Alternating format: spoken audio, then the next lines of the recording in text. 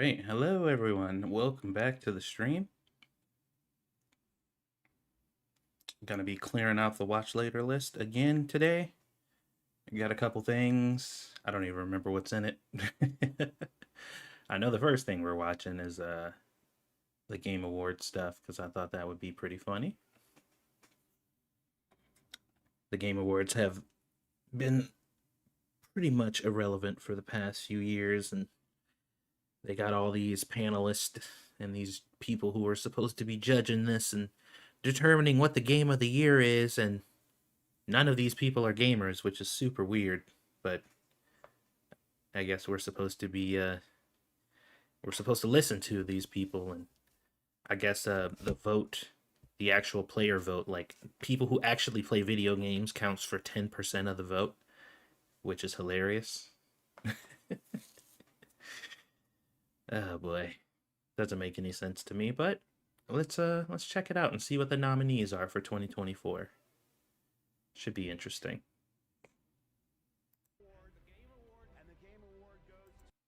Hold on, I think that might be too low. I was playing something the other day. How's the volume, guys? Let me turn this back on again. And the Game Award goes to... Can you guys hear that okay?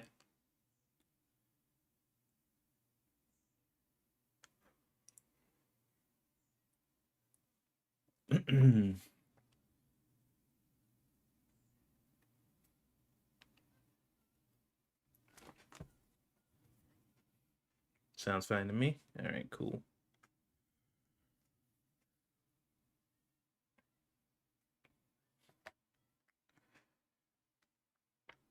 All right. And the winner is... And the winner is...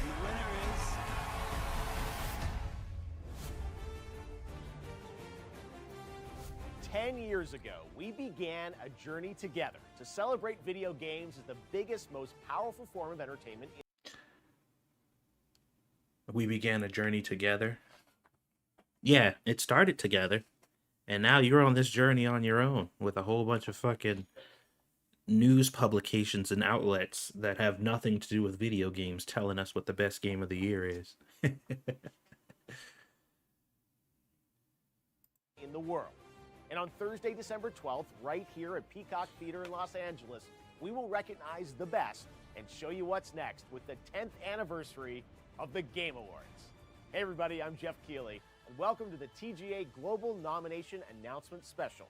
Today, it is my distinct honor to reveal this year's nominees, recognizing talented game developers from studios big and small around the world. And the best part about it is no gamers were involved in the rating on what the best games of the year are. Isn't that kind of cool? That's the best part about it. We're going to tell you what the best games of the year were. And we have a panelist of people who don't play video games and don't like gamers to tell you what's the best of the best. And you can help select the winners by voting right now at thegameawards.com. All right, you've waited long enough, so let's do it. Here are the nominees for the Game Awards 2024. What's up, Retro? What's up, Kyle? While you were away... Dude, not even freaking a full minute into the video and I already got a commercial. Ongoing game. The nominees are Destiny 2, Diablo 4, Final Fantasy 14, Fortnite, and Helldivers 2. That is a fascinating lineup. Okay, hold on. 4. For Best Ongoing Game, the nominees are Destiny 2? Destiny 2 made it on a Best Ongoing Game list. Destiny 2. Does anybody know anyone who still plays Destiny? 2, Diablo 4. Diablo 4 makes sense. It's recent. It's ongoing. 4. Final Fantasy Dawn Trail, that makes sense. Final Fantasy's been ongoing for like 15 years now. Fantasy 14, Fortnite. Not 14, by the way. 14 hasn't been going on that long. I don't think so. Only 2 of those games deserve FF14 and Helldivers. Fortnite definitely belongs on there. And Fortnite and Helldivers, absolutely. Final Fantasy 14, absolutely. Like, I'm not one of those people, just because I don't like a particular game or genre, I'm going to say it doesn't belong. Fortnite is one of the biggest games in the world. Like, there's no denying that. Like, you can hate it all you want. It is literally one of the biggest games in the world. So, I mean, it's gonna be on an ongoing game list because it is extremely popular.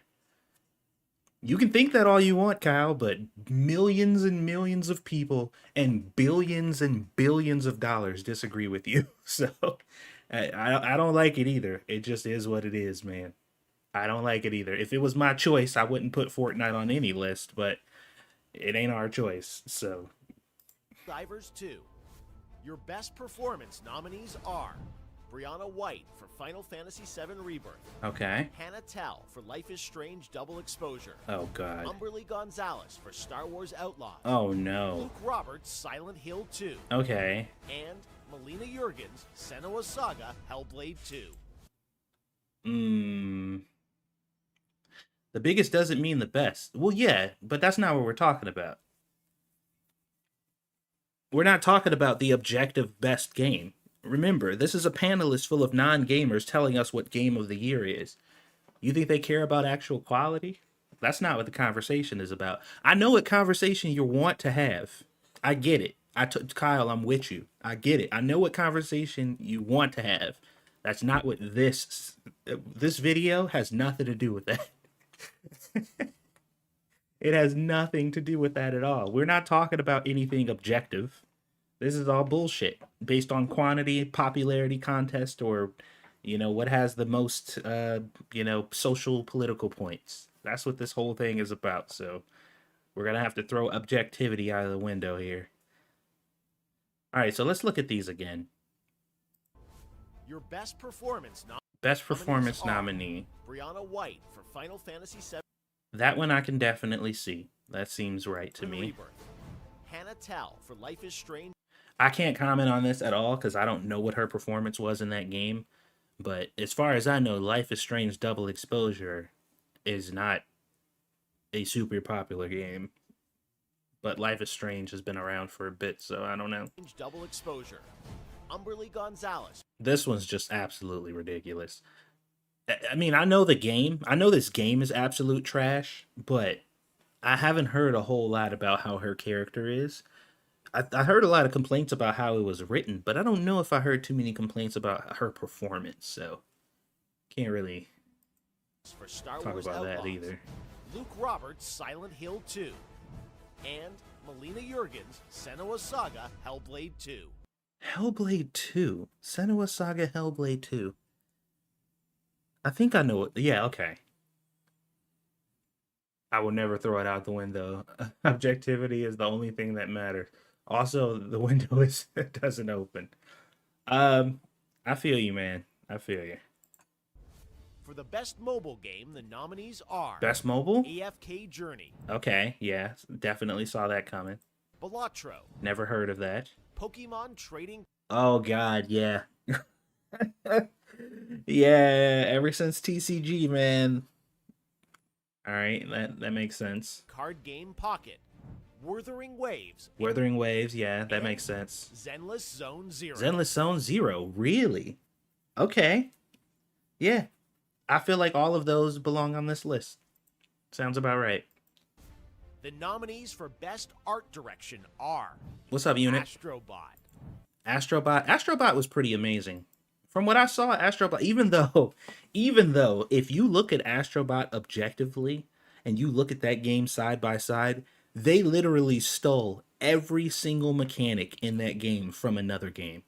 Every fucking second, every moment of that game basically is stolen from some other game or franchise. It's actually kind of crazy. You guys should look that up if you want to see it. It's hilarious.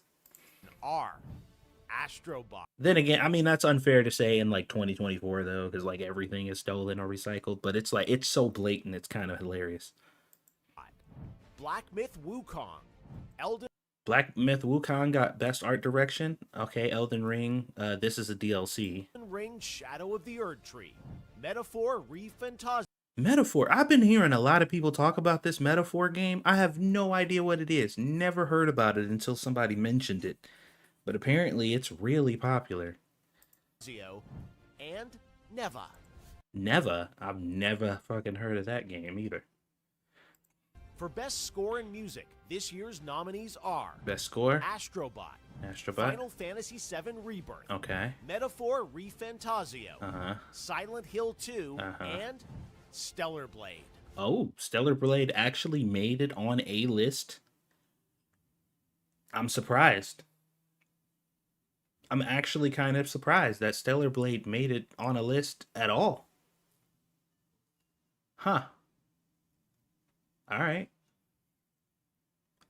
It's similar to Persona? Oh, yeah. I wouldn't like it then. I'm not really into Persona. In the category of Best Audio Design, Best these audio games design. are nominated: Astrobot, Oh, Jesus Call of Christ. Duty Black Ops 6, Final Fantasy VII Rebirth, Senua's Saga Hellblade 2, and Silent Hill 2. I'm noticing a bit of a pattern here. Anybody else? Anybody else noticing a little bit of a pattern here? And isn't it made by the people who made Persona? I don't know. Could be. I wouldn't be surprised. It has that kind of aesthetic.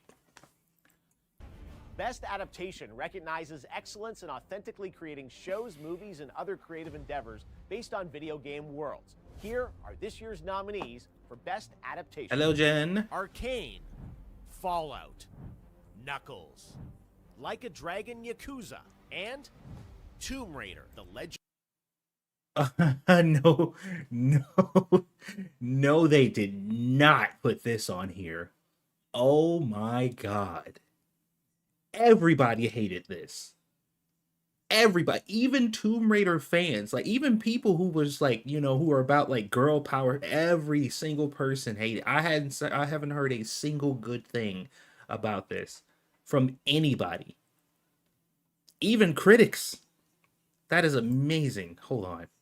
Recognizes excellence in authentically creating shows, movies, and other creative endeavors based on video game worlds. Here are this year's nominees for Best Adaptation. Adaptations. Arcane. Arcane, I know that to be very excellent. I haven't watched Arcane myself, but people have said it is wonderful.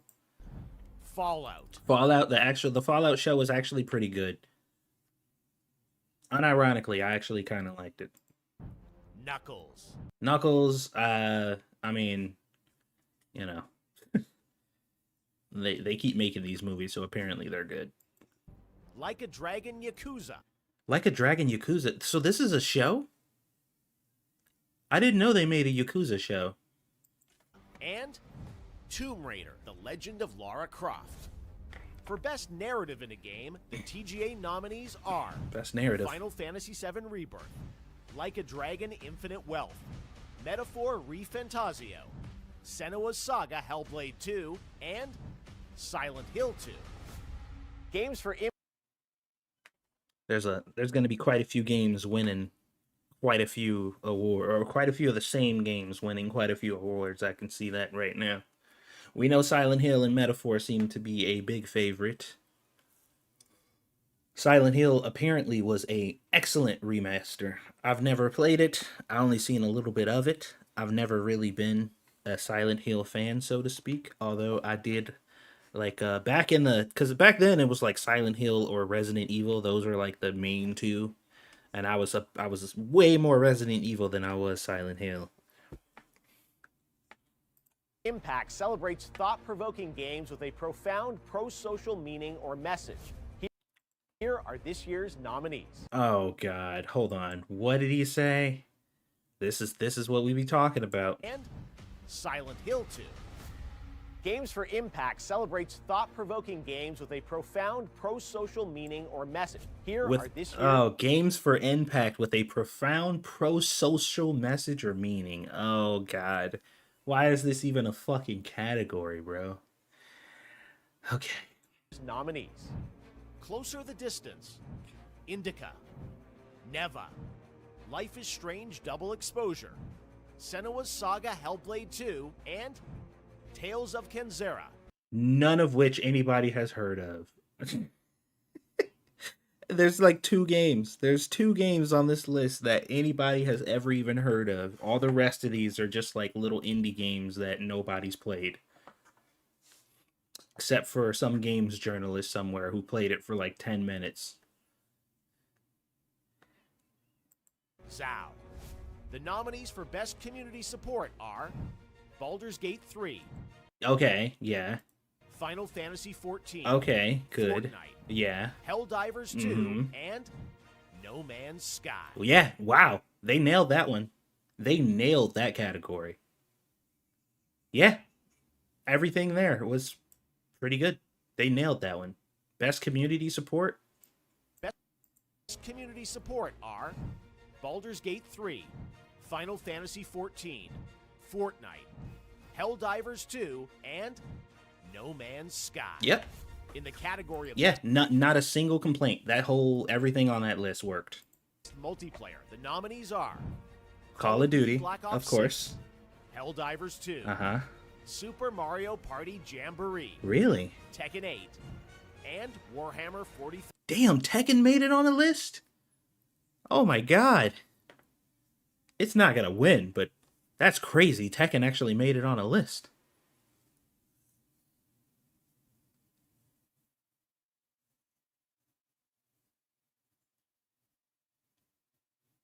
Oh, Jen.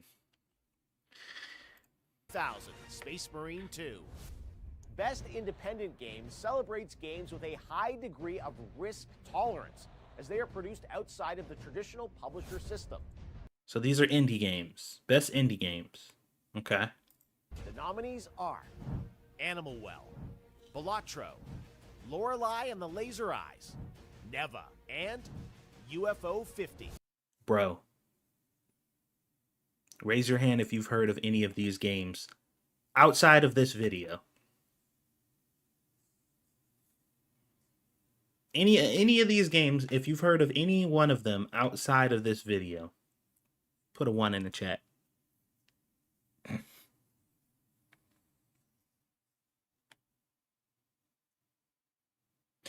Now, I'm not gonna really push the narrative that just because I haven't heard of something it doesn't exist or maybe it's not popular, because obviously that's just not true. I haven't heard of a lot of shit that are very popular, you know. I'm not the world protagonist, but it's just, you know, when we talk about Game of the Year awards, it's kind of an expectation to have heard of at least a majority of the things that you would see when they're gamers involved. But we all know there were no gamers involved in picking these games, so I guess that's a moot point. Next is Best Debut Indie Game, which recognizes a development team that hasn't won a Game Award before. In fact, these teams published their first game in 2024. Okay, so these are all going to be brand new. So I might not have heard of a lot of these. Nominees are Oh my god, come on, bro.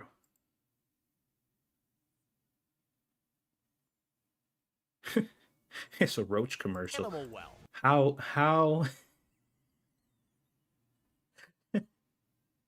how fitting.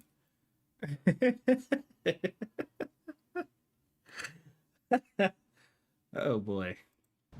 Balatro, Manor Lords, Pacific Drive, and The Plucky Squire. The Plucky Squire? Manor Lords is the only one that I've heard of.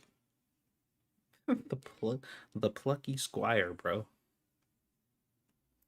For Best VR AR Game, the nominees are Arizona Sunshine Remake, Ooh. Asgard's Wrath 2, Batman Arkham Shadow, Metal Hellsinger VR, and Metro Awakening. Nice. Okay. I didn't know I forgot they remade Arizona Sunshine. I really liked that game, but it didn't age very well. So they did a remake for that, huh? I have to check that out. Hold on, let me close my door real quick.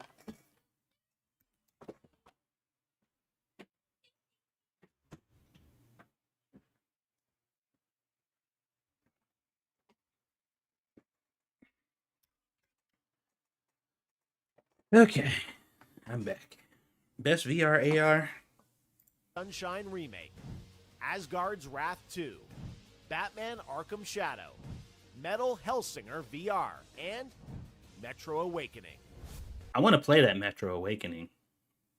For Content Creator of the Year, the nominees are Queso, Illawan, Techno Gamers, Typical Gamer, and Usada Pecora. Whoa! Hold on.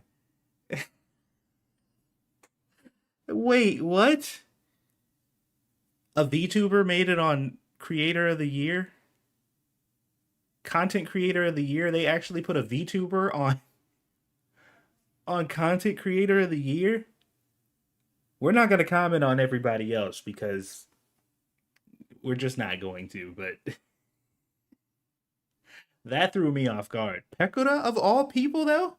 Out of all the VTubers they could have chose. And not that I have any particular problem with her. It's just like, is she really that much more popular than everybody else? I don't think so. That's weird. Part of the Game Awards is looking forward to what's next. And yes, we'll have lots of games to announce on December 12th. But what's the most anticipated upcoming game? Here are the nominees based on currently announced titles. GTA 6. Death Stranding 2. No, On nobody the wants Beach, this. Ghost of Yote. Nobody wants that. Grand Theft Yeah, Auto 6. people want this. Metroid Prime 4 A Beyond, lot of people want and this. Monster Hunter Wild. Yes, this is mine. Monster Hunter Wild gets all my votes. This is definitely mine for sure. The best action-adventure nominees are Astrobot, Prince of Persia: The Lost Crown, Silent Hill 2, Star Wars Outlaws, and The Legend of Zelda: Echoes of Wisdom. Hold the phone. Wait, are they classifying? They're classifying Silent Hill 2 as an action adventure game? Astrobot, Prince of Persia: The Lost Crown, Silent Hill 2. As an action adventure game? Am I missing something? I don't know if that tracks. I feel like that doesn't track. Silent Hill 2 is definitely a horror game. I'm sure. I'm almost positive. Action adventure, huh? A very linear horror game.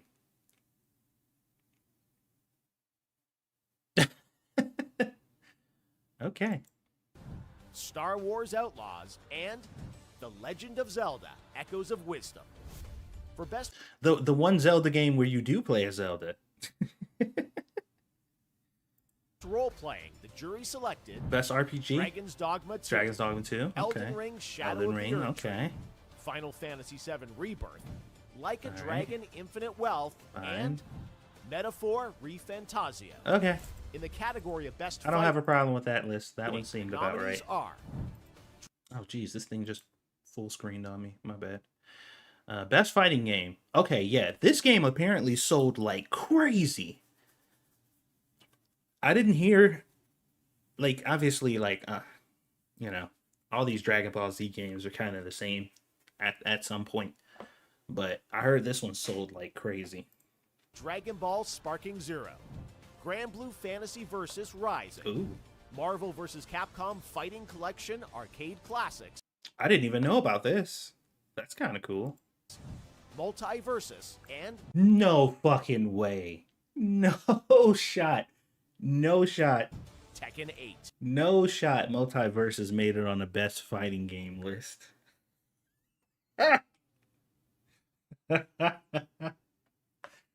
Oh my god. Okay. The nominees for Best Action are Does anybody know any living, breathing human being that has even played Multiverses? Not let alone play it like actively right now, but anybody who's actually played it.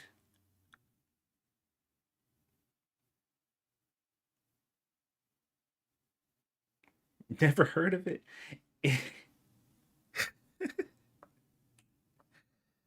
It's the Warner Brothers Super Smash Brothers, basically.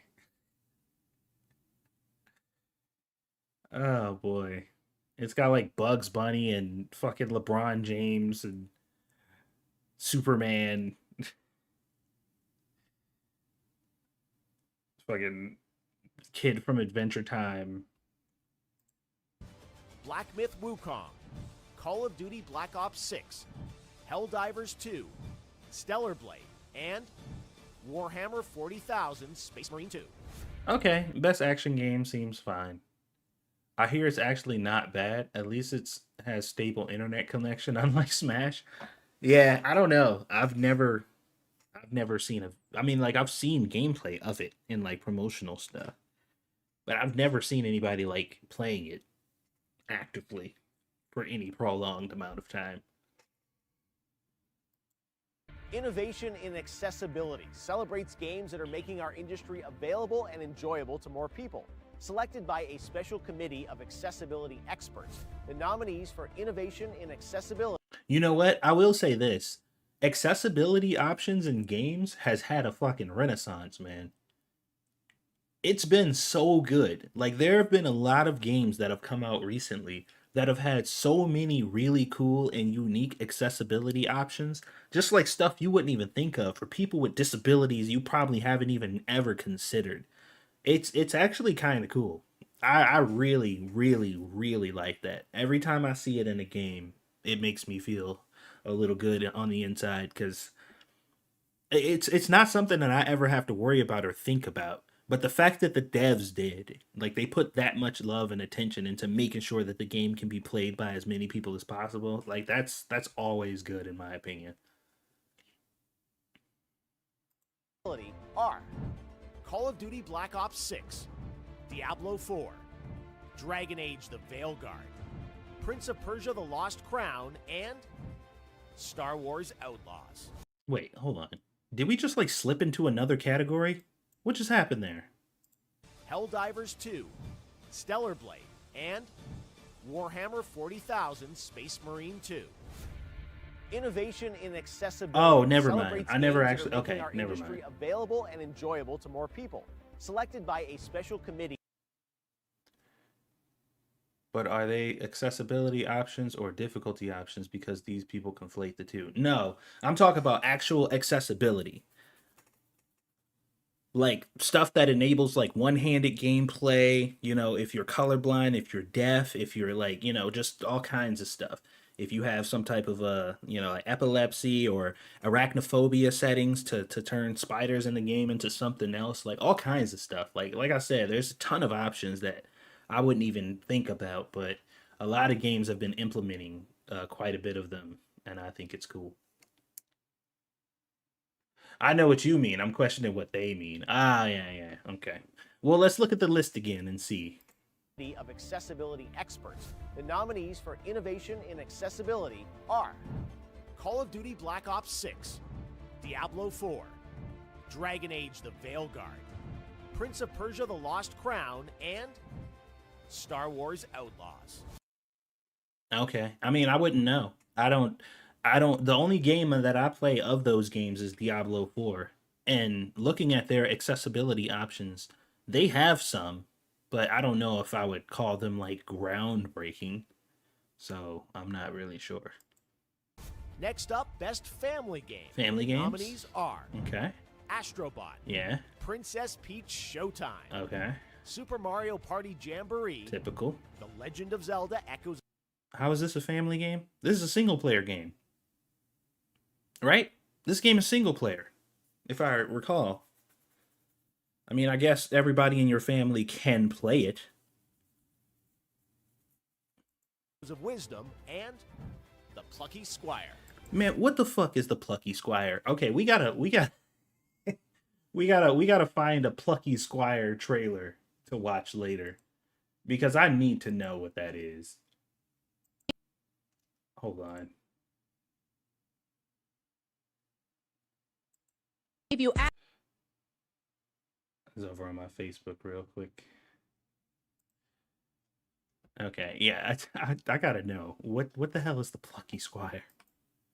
The best sim strategy nominees are Age of Mythology Retold, Frostpunk 2, Kunitsugami Path of the Goddess, Manor Lords, and Unicorn Overlord.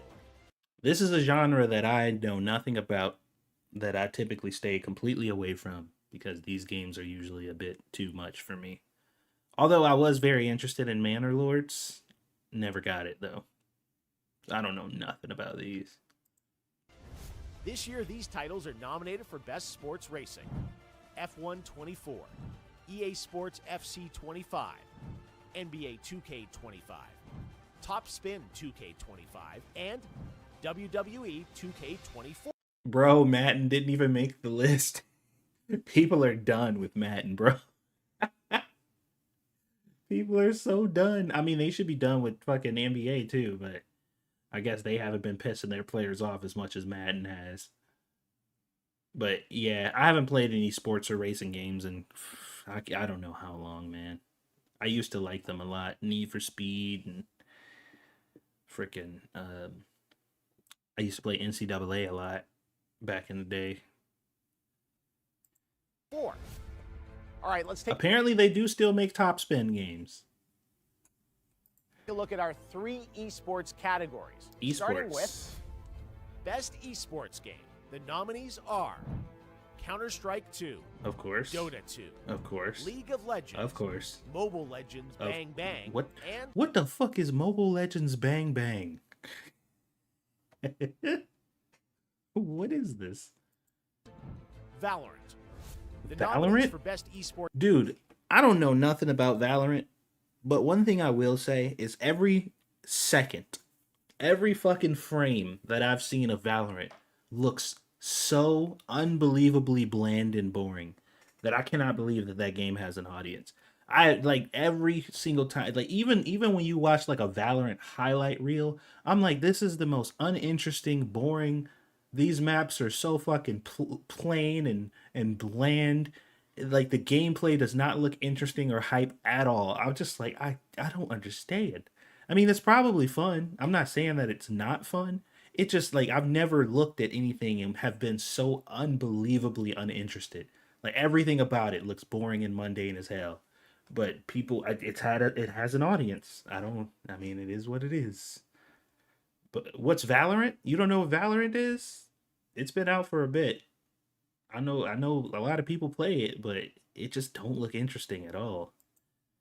athlete are 3-3, Alexi B, Juvie, Faker, Zaiwu, and Kong Kong.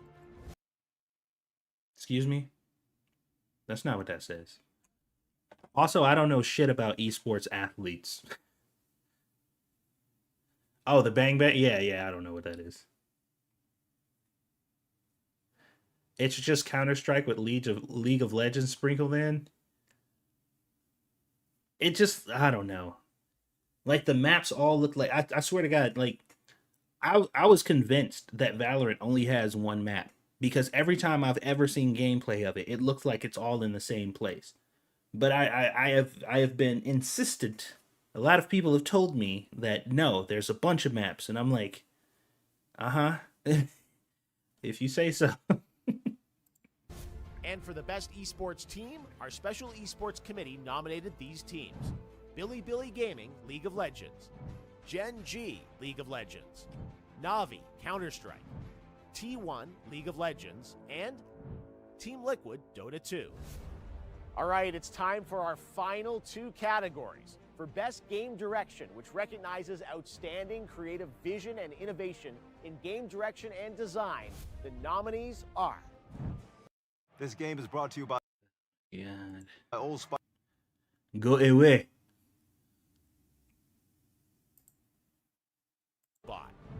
Balatro, Black Myth Wukong, Elden Ring Shadow of the Erdtree, Final Fantasy VII Rebirth, and Metaphor ReFantasia. Okay, so we don't even have to watch the last category because it's literally just going to be the same games we just saw. best game direction and game of the year, it's gonna be there. It's gonna be this exact list we just saw. And finally, our global TGA jury, of which I am not a member, has. Oh, hold on. Why did he specify that? Anybody want to take a guess on why he had to make sure?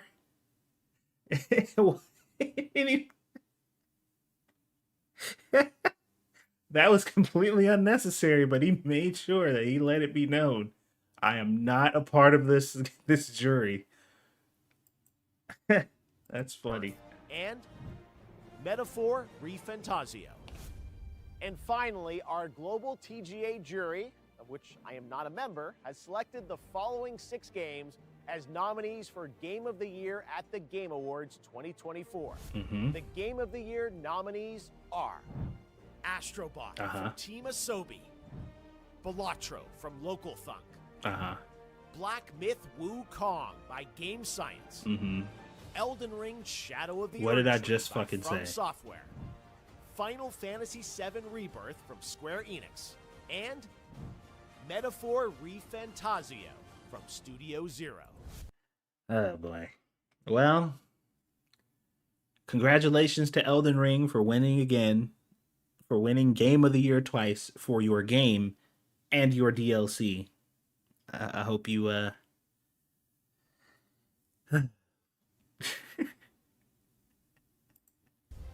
So there you have it. Oh, Those boy. are your nominees for Game of the Year. And yes, that means you'll hear the Game Awards Orchestra, conducted by Lauren Belf, play their themes live on this very stage on December 12th.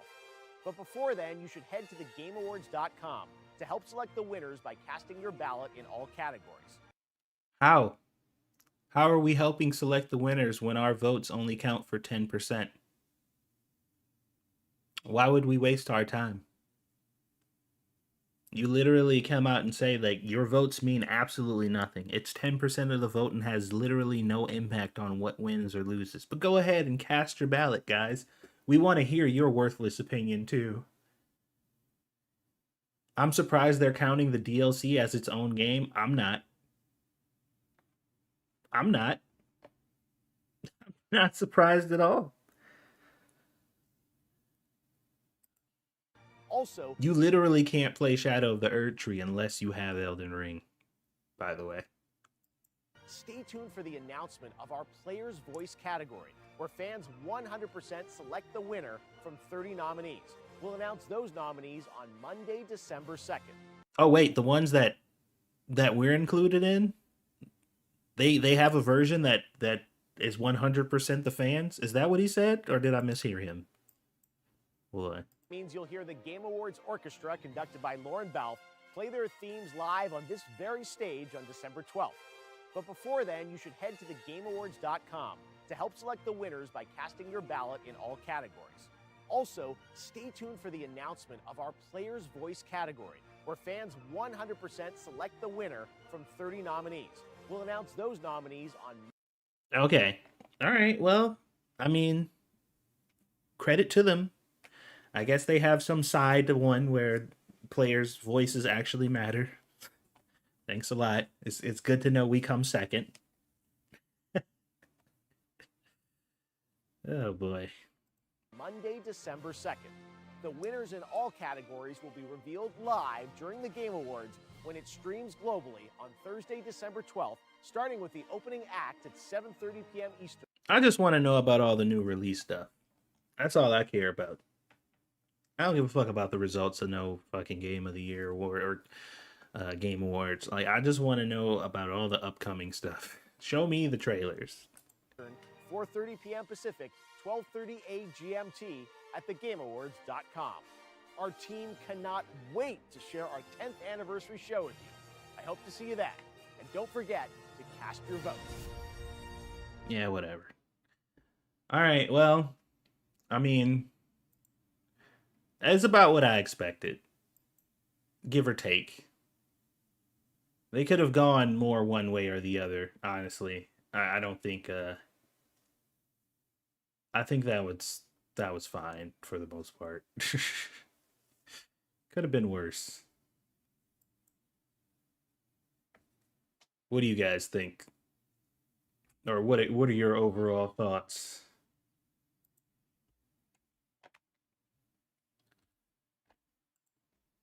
All right, let me get over here and go to my watch list, pull up some of this other stuff we need to look at today.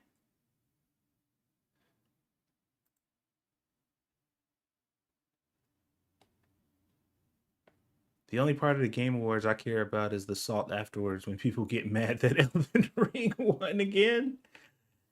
Yeah.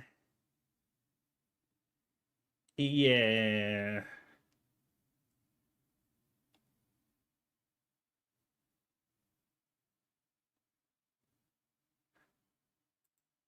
All right, so this is another video I was meaning to Why is everyone watch that I added to my list. spiraling over YouTube banning ad blocker? Shut up. Let's get rid of this.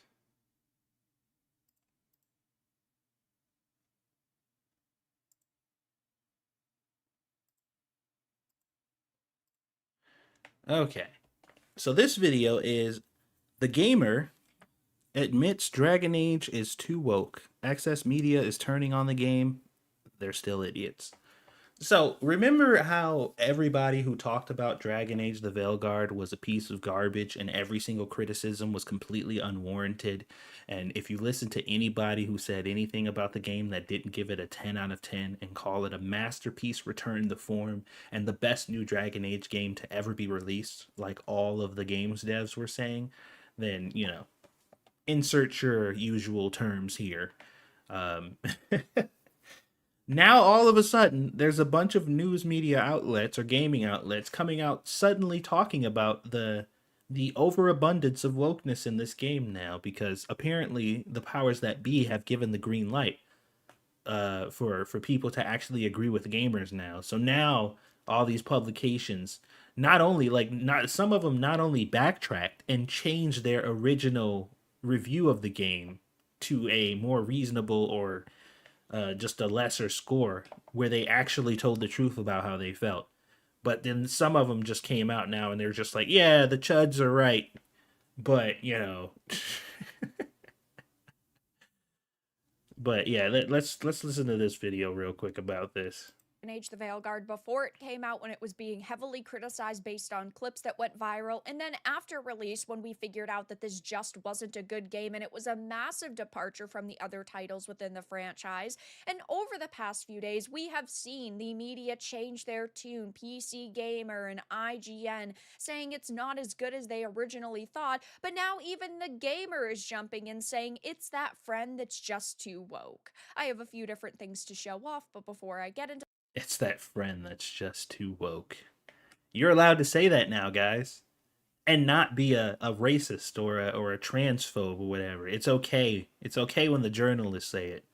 Just don't listen to the gamers when they say it, because they're, you know, they're monsters. They don't know any better.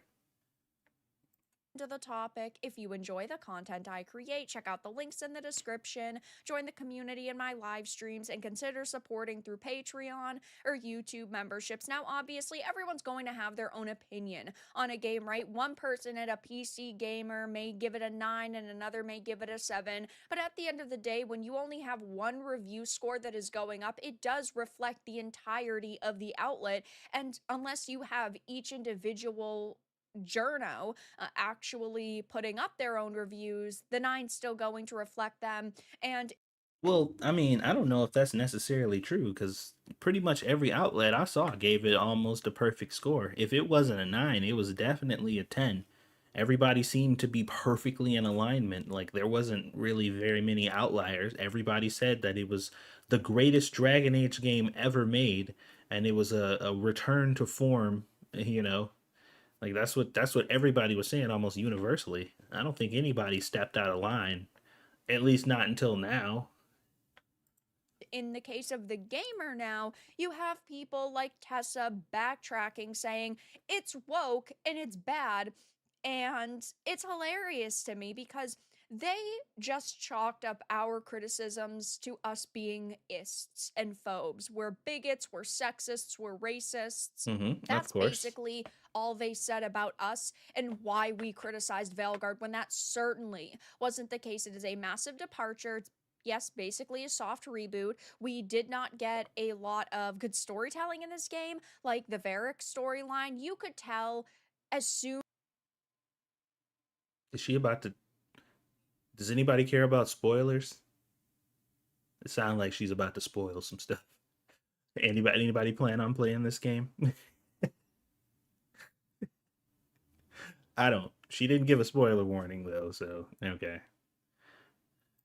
Soon as you awoke that he was actually, spoiler alert, dead. Oh, He I guess she wasn't did. actually there that whole entire time. You could see that coming from a mile away because he wasn't wearing his necklace in the majority of the game when he. So wait, Varric, one of the main characters and the most beloved characters in the series, didn't exist in the game? Like he was dead the whole time? Because that's stupid. That's really fucking stupid. Okay. He was at the very beginning, so that's already suspicious, and we've seen that storyline done like a million times. You, of course, have them basically sidelining Solus when it should have been us chasing him around Thetis instead of having all of these other random villains. And sure, you could have them too be basically roadblocks between you and Solus, but Solus should have been the main antagonist. You, of course, have characters who are basically just walking billboards for inclusivity and diversity, like Tosh, for example. Oh yeah. You guys saw those clips? They were something. They were definitely something. You gotta love self-insert characters. It's not, oh, I'm Tosh and I am a very, strong-willed person. I'm strong-minded. I'm passionate about what I do. By the way, I'm non-binary. No, it's always in your face, flashing lights, non-binary, non-binary. Of course, you have modern terminology like transgender and non-binary, and then you have top surgery scars, you have pronoun options. It just is kind of clown world, especially in a fantasy dragon game, and we've criticized all of these things, but now they're saying, oh, well, we are saying it's too woke, so that means we're correct, when we were already saying all of these same exact things. Well, yeah, but in an industry that caters to gamers, in an industry that sells video games that they spend millions of dollars on to specifically gamers, everybody knows that the opinions that matter the least are the consumers and the gamers. Like, I think we all know that by now, right? Like, everybody should know that at this point. Like, your fans and the people, your clientele, your target audience, like, their opinions are the least important. Clearly. They're talking about how it's woke in a bad way because it's so terrified of being offensive that it erases everything interesting about Dragon Age. I said, FYI, there is no good way to implement woke shit into a game, by the way. Like, anytime your goal is to make a game that is woke or whatever, it is always bad. It's always a bad thing. Now, there's a difference between trying to inject woke propaganda into your game and just making a game with diverse characters. Plenty of which exist, mind you. Plenty of which have come out and have been totally and completely accepted by tons of people. Beloved franchises have been completely comprised of marginalized and different characters or whatever, because when the game came out, they were just like, look at this cool game we made.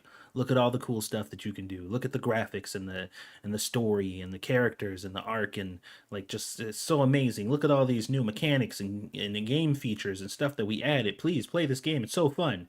And then people play the games, and these games have diverse characters and nobody cares. They're just like, oh, this is so fun. It's such a fun game. I really enjoy it. The diverse characters are just icing on the cake, I guess, but I don't really care about that because who gives a shit, and fun game. Cool. And then you have other games that are just like, hey, Negroes, look at this Negro game we made for you. This dude's black, just like you. He's also poor and stupid and has no ambitions and is always a victim 100% of the time, just like you. We made this for you guys because we know you're too stupid to, like, you can't resonate with other characters that don't look like you because your little monkey brains can't figure that out. So here you go. We made this thing for you. And now everybody should buy it. It's so great. I hope you guys enjoy it. And then people get mad and they're like, no, fuck that shit. I don't want that. And then they call you a racist and ask you why you hate black people so much. Because that's how that works. All black people have dreads and fades too, Satsu. Did you know? Oh yeah, of course. That is the universal hairstyle of all black people. We all had a committee meeting and we told them that, and that's why they use exclusively that hairstyle in every single game.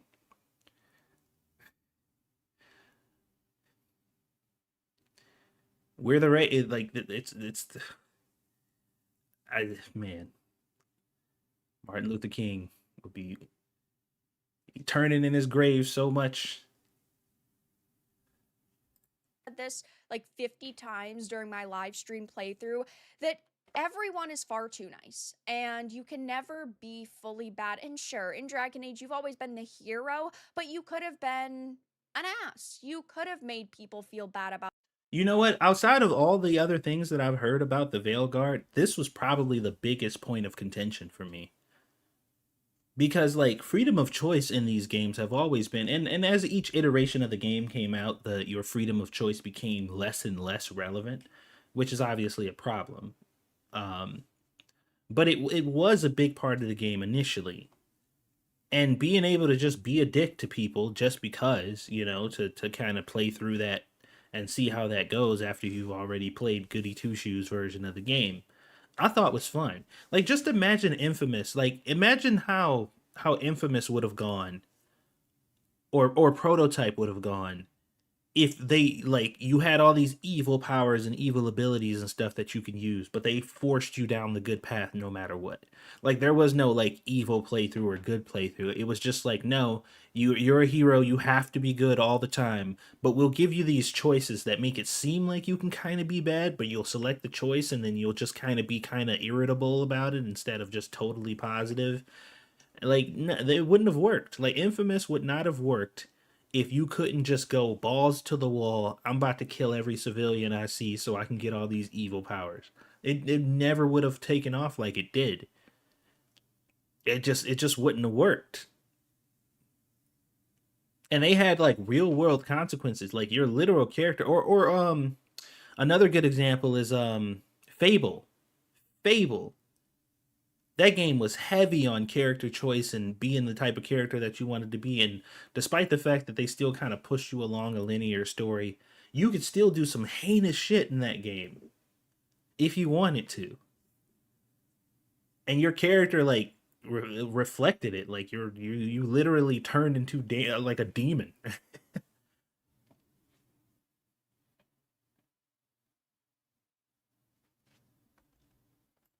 About themselves. You could have pushed people away. And in this game, they give you the illusion of choice, right? Oh, you have to pick between the two different locations and who you're going to save from the blighted dragon. And one of those companions, whoever's location you don't pick, like if you don't pick Treviso, okay, you're going to... Wait a minute. Do you guys see...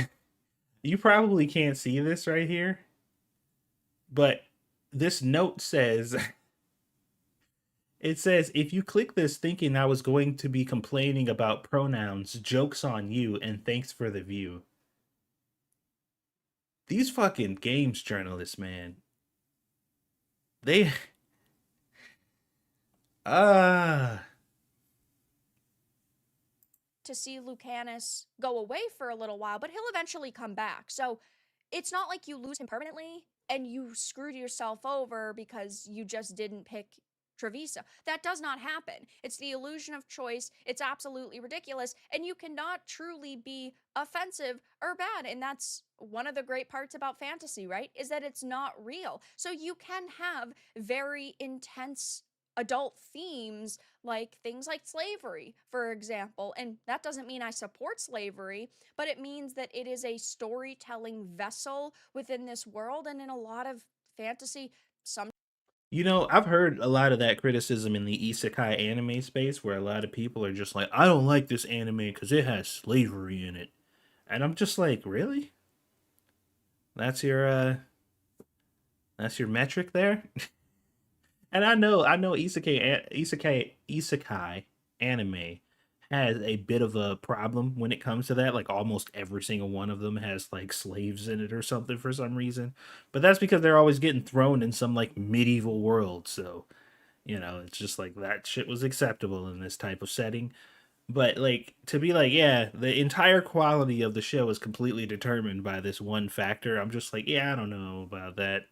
It seems a little excessive. Let me check your basement, see how many people you got tied up down there. You're making an awful large stance against this.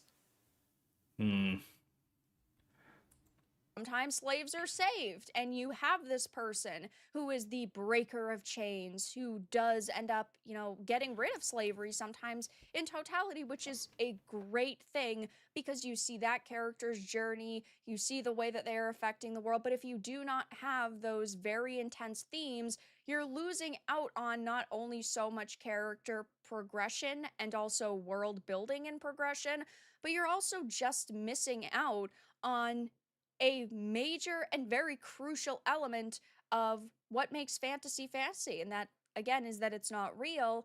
And there's going to be these intense themes a lot of the times. Now, they're saying there's something to be said about people who act entirely out of a fear of being offensive and take themselves too seriously that they Yeah, is there something to be said? Because we've been saying it for years. And according to you guys, there's not something to be said about that because none of it's real. It's all made up bullshit that right wing grifters talk about.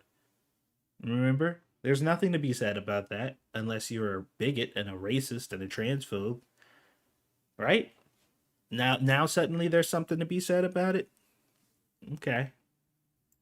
scrub all nuance out of their interactions. It's funny when I send a picture of a woman with the caption, "She's so beautiful," to the group chat, and I get a string of replies just saying the word gay. It's funny when my partner calls me Nobby is shorthand for non-binary. It's funny when I talk about being biracial or bisexual and my friends tell me to pick a side, so of course Oh, yeah? All that stuff is funny now? It's not transphobic or racist or hatred? Because last time I checked, a simple joke like that under any circumstance is just like you absolutely hate trans people. But all these things are acceptable for some reason now. It's okay. It's okay to do all these things now. When did that happen? How do I get on the email list? Themselves, but they're just talking about how, yes, it's this nuance that separates being socially conscious from being entirely self-serious, which I do generally agree with. I just think that they probably shouldn't have made it about themselves. And then they say the Veilguard only has good guys, and this is without a shadow of a doubt the fucking truth. This is the most I've ever agreed with the gamer, and it's hilarious because if they had just said this from the get-go, they could have actually been on the side of gamers. They could have agreed with the very people that are in the name of their outlet, but they didn't do that because these outlets constantly want to defend the mainstream industry so they can protect what they get from these companies. They want access to exclusive interviews and preview material. They want to get Yeah, they do. Which is how Gamergate initially started in the first place. But history has already been rewritten, and we've already been told that Gamergate was just a female-hating campaign of a bunch of incels who hate women and don't want to see females in video games, which is kind of interesting that is the narrative, considering the whole thing was like women are way too sexualized in video games, and there's an abundance of over-sexualized women in video games. But also, incels hate women, and every time they see a woman in the game, they get mad. So they spend their entire lives trying to make sure that there are no female representation in video games ever, because all gamers hate women. But also, there are too many sexualized women in video games. But there's also not enough women in video games. All these things are true at the same time as long as you don't have any moral grounding and you can force your brain to live in multiple universes at one time. Just believe anything and everything. I believe any and all things at all times as long as it's convenient. Who needs a moral foundation or principles? Not I. Hello, Ebony. Copies of the game and codes for free. They want to keep their access. But if they had just put up an article like this in the first place, we would have been like, yes, this is exactly what we're saying. And the worst part also is that because we've been saying this, it just proves that they were not listening to us and they simply just wanted to call us ists and phobes for criticizing this freaking game. It's absolutely absurd to see this happen time and time again. And like I had already talked about in a video, you have IGN and PC Gamer backtracking. PC Gamer said Veilguard's leap forward in trans inclusion comes from a heartfelt place, but its problems left me feeling frustrated, angry, and tired. Yeah? Because I'm pretty sure a whole bunch of other people said that too. Then you had IGN saying it is at war with itself. IGN said this was a flawless experience. IGN said this was the greatest rendition of Dragon Age to ever exist. That was IGN who said that, by the way. The Veilguard is at war with itself. Don't sound like the Veilguard's at war with itself. The sequel to Inquisition's Dreadwolf story is trapped in an action game with no interest in the past, and yeah, this is so sad to see. I wanted them to actually make this a true sequel, but they didn't do that. They can call it a sequel all they want. It really wasn't. You didn't need to play Inquisition to understand. You don't need to touch the other Dragon Age games to have a clue as to what's going on in this title. They basically hold your hand throughout the entire thing, but it's just hilariously. Anybody get through Inquisition? Because I didn't. I think I played through like 20% of that game, and I was just like, all right, I can't take much more of this. Like at some point, I was playing and like I was like really kind of committed for a bit, and then eventually like I kind of hit a wall, and it just stopped me completely. Like, it wasn't like a slow grind to like where I just got grinded down a little bit. I was playing all like every day for a couple hours, and then I just stopped and never touched it again. Pathetic to see the mainstream media changing their tune because they're constantly so out of touch with gamers, and this just proves that they're so worried about pushing a narrative and defending the mainstream, whether it is individuals or companies, that they're so blinded that if they had just spoken the truth in the first place, instead of been worried about pushing a narrative, people would have taken them at least a little bit more seriously this time around. But they wanted to defend this game tooth and nail because it pushed the narratives that they supported. And now once they've realized that it's not selling well, it's not holding players, people are generally pointing and laughing at it, that they need to change their tune. But all they've really done is continued to dig themselves deeper into Yeah, it's, I don't know. I think they feel like they're saving face with these articles now. They're like, okay, people will forget. It's like, I don't think so. I don't think that they are, I don't think they're actually saving face. I played Origins 2 and Inquisition. Veilguard is just an offense to the idea of storytelling. Couldn't beat Inquisition, just couldn't care anymore. I tried to play Inquisition a few times, but could never get beyond the first quarter of the game. Me too, man. Like, as soon as you got to that one mechanic where it was like mobile game bullshit, where it's just like, you gotta wait a certain amount of hours before you can do this thing again. I'm just like, nope. Not fucking dealing with that shit. You can kiss my whole ass. Just like, nope. Not even gonna entertain that even a little bit. So I just checked out completely. But yeah, that's that video. I wanted to check that. That was in my watch later list. This next one's gonna be kind of funny. So you guys know Cenk Uygur, right? Our our favorite our favorite TYT troll. These guys have been kind of getting switched over a little bit. I've been watching Cenk Uygur and Anna really shift a lot lately, but they still have to play the role because, you know, their entire monetization structure is based on, you know, pushing the narrative for their base. So no matter how much they come to the realization that they've been playing for the wrong team for a really long time, they're never gonna actually fully change, except for Anna. I think Anna's like 1 foot out the door at this point, but we'll see. Anna looks like she's trying to get fired. That's what it, man. Look, horse lover Cenk. Yeah. So I got an interesting video for you, and this one's actually pretty good because this is a rare example of him being put into a position where he has to actually properly state what his views and his views on a certain thing is, and he's talking to a person that does not allow him to escape and try to weasel his way out of the answer. Like, this is probably a masterclass in like guiding people. Like, they should have had this person interview Kamala, because I think it would have went a whole lot better. So the topic of discussion here is whether or not Trump is a fascist. Now, mind you, this party, these people that we're talking about, they don't know what fascism is. Like, they don't actually know what the word means. Like, none of them have ever looked up the definition. They don't know what the word means. All they know is people use it to identify the people they disagree with, so they use the word. None of them have any idea what it means.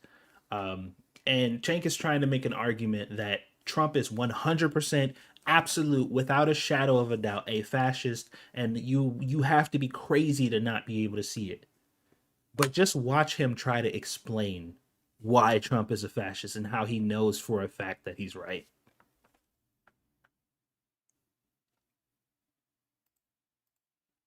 This is actually a really good one. I enjoyed this video a lot. Call Trump Hitler, and you don't call. So you don't call Trump Hitler, and you don't call the Republicans Nazis. But when you say the word fascist, as you say, the meaning of that word has been eroded. That's where most people's minds is going to go, right? So what do you? So you guys tell me, what should I call his obvious dictatorial tendencies? Well, so that was the first thing. His obvious dictatorial tendencies. Now, let's talk about dictators. What are some type of tendencies that a dictator would have? Would it be participating in a democratic election? Would it be going on a campaign trail to multiple states to talk to people and try to persuade them to get their vote? Like, would those things kind of fall in the line of an obvious dictator? Because I feel like that's not true. I feel like those things are not the activities of a dictator. Maybe I'm wrong. But let's go on. And his obvious over-the-top you know what? racism. Actually, this is a really great question, because what I'd love for you to do is, and this is a genuine question, I'm not trying to catch you out or anything like that. I genuinely am interested. I have heard a lot of rhetoric from people about Donald Trump and the concerns that they have about the next 4 years. And, you know, people use words like fascist, dictatorial, etc. What do you fear over the next 4 years he is going to do that makes you say in the present moment that he's dictatorial, fascist? I love this question because it takes out the possibility for them to give all these like weird kind of hypothetical, like, oh, well, a fascist would do this, or he has this kind of behavior, so of course that's no. It is asking him specifically, what is it that you think that he's going to do? Let's see how he does.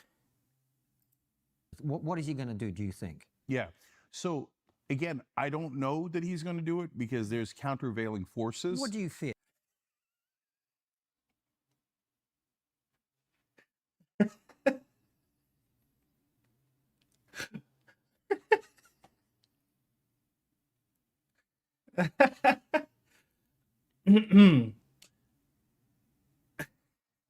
So, this man is 100% without a doubt a fascist, and you were 100% completely convinced that he's going to do fascist-like things. I don't know if he's gonna really do them.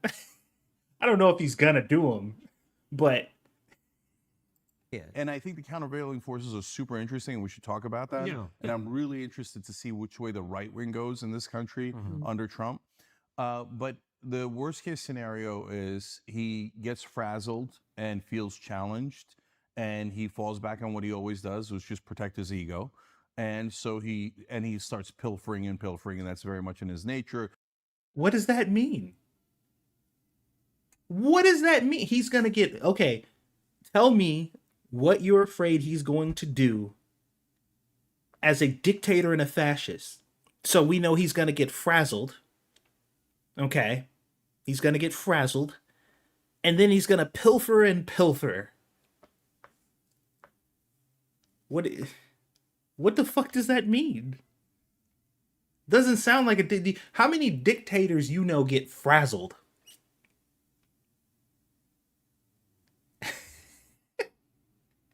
He is saying literally nothing. Bro, literally nothing. Grab, take, because now there's no accountability. What are you going to do? Impeach him? What are you going to do? Arrest him? No accountability. There's no brakes in the car. What So do you we're mean- all at his mercy. Sorry to interrupt, but this is important for clarity. What do you mean by pilfering? He's going to be pilfering and pilfering. Okay, so easy examples, but there's a million of these. He puts Jared Kushner in charge of the Middle East last time around and Saudi Arabia. Jared Kushner at some point goes to Saudi Arabia, talks to Mohammed bin Salman, and right afterwards, Mohammed bin Salman arrests a whole bunch of people. Okay, I don't want to get into too much into what happened in that meeting and what the results were, but whatever it was, Mohammed bin Salman was super pleased because right after the election, he gives Jared Kushner $2 billion. What the fuck does this have to do with anything? What is he talking about? Wait, what was the question again? Hold on. Let me go back because I think I might have missed what the question was. You impeach him? What are you going to do? Arrest him? No accountability. There's no brakes in the car. What So do you we're mean- all what- at his mercy. Sorry to interrupt, but this is important for clarity. What do you mean by pilfering? He's going to be pilfering and pilfering. Okay, so easy examples, but there's a million of these. He puts Jared Kushner in charge of the Middle East last time around and Saudi Arabia. Jared Kushner at some point goes to Saudi Arabia, talks to Mohammed bin Salman, and right afterwards, Mohammed bin Salman arrests a whole bunch of people. Okay, I don't want to get into too much into what happened in that meeting and what the results. So he's saying that Trump instructed this person to go there. He talked to this other person, and this other person arrested a whole bunch of people after that. Are you trying to indirectly say that Trump orchestrated all this stuff? Like, just come out and say it, dude. Results were. But whatever it was, Mohammed bin Salman was super pleased because right after the election, he gives Jared Kushner $2 billion to manage. But he gets 2 and 20 on that. So if you know private equity and how that works, what that means is he's going to make hundreds of millions of dollars. So if Hunter Biden got a $2 billion deal from the Saudis after Joe Biden left office, I was like, Hunter Biden's not a Ukrainian gas expert. That's nuts. Okay, And that was $5 million. So your fear number one is that his family will benefit financially And from him. his presence Yeah. and him. So him and his family are going to benefit financially. Will benefit financially. What and else? his donors, And most of all his donors. And his donors. What else? Okay, What does that have to do with being a dictator or a fascist?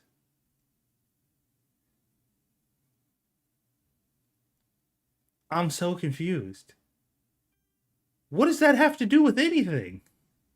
so that's, but to be fair to Trump, like part of the reason the establishment hates him is because he's systemically and personally corrupt, whereas they're just largely systemically Look, corrupt. I'm accepting right? all this for the sake of argument without Yeah, challenging and- because I just want you to get to like the real fascism that he.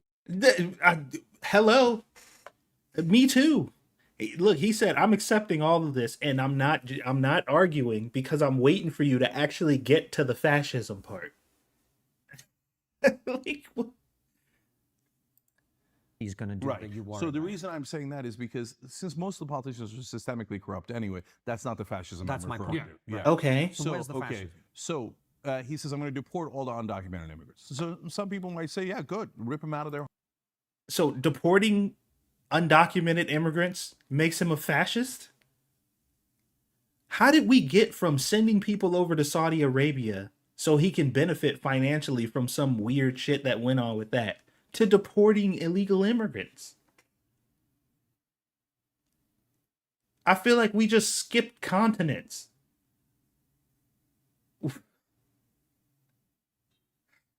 What the heck?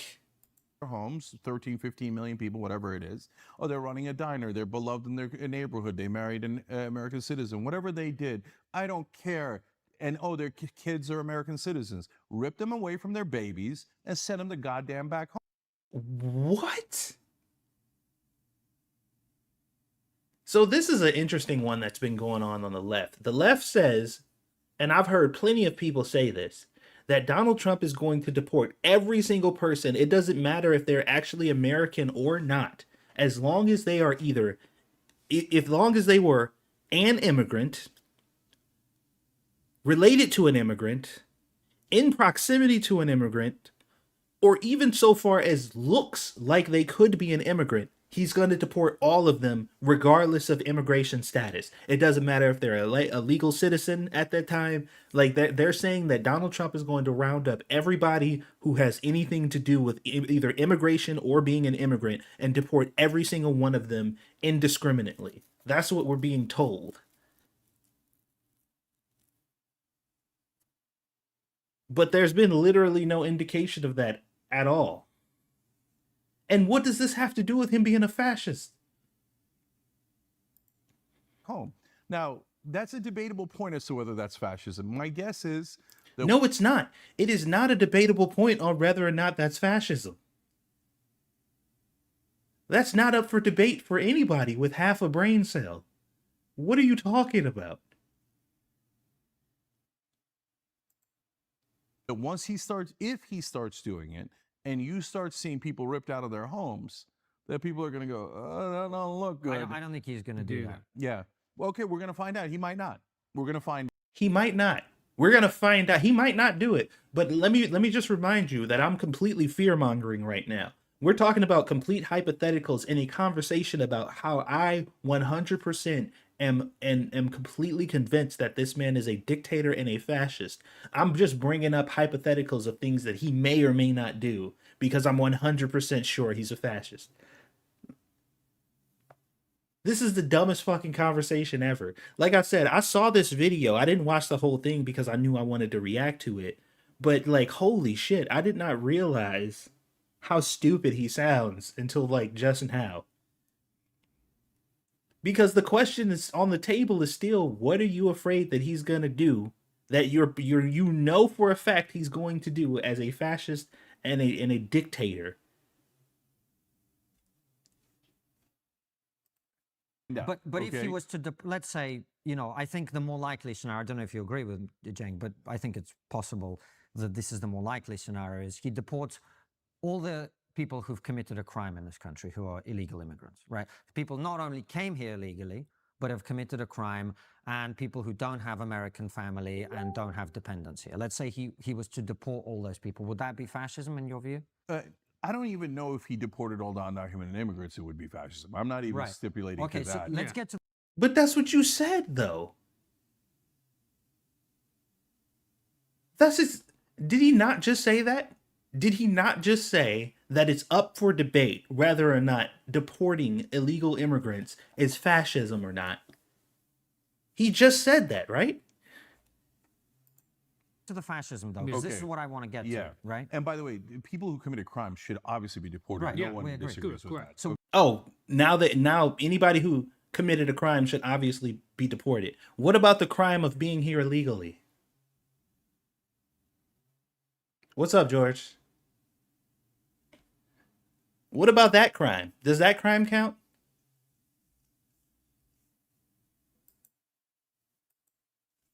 Oh my God. Hold on.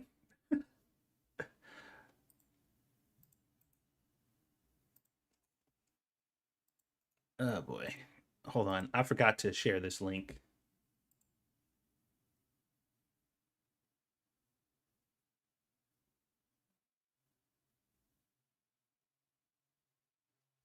Yeah, like what about that one?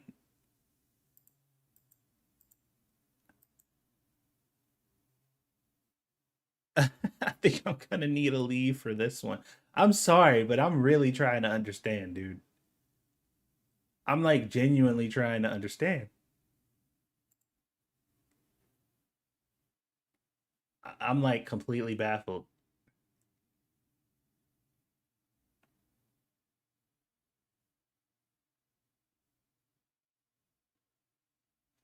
All right. Anyway, Okay. So then the thing that I'm concerned about is both him and the potential attorney general saying, if you're on a campus and you're protesting Trump, you're protesting Israel, you're protesting the oil companies, you're protesting something we don't like, arrest and deport you. Wait, what happened to cancel culture? I mean, arrest. bro, this dude, like, he is grasping at straws right now. Now he's talking about people protesting on college campuses.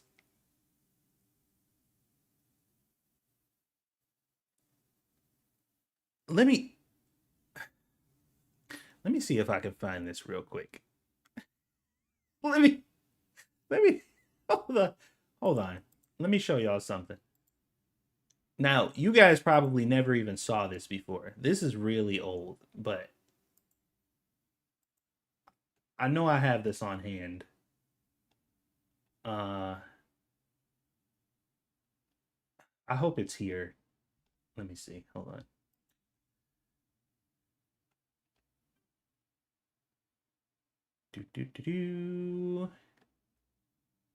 This was 2016 elections. Okay. All right. Here we go. Jesus Christ, why is my computer freaking out? All right, check this out. So this is an article. This is an article that came out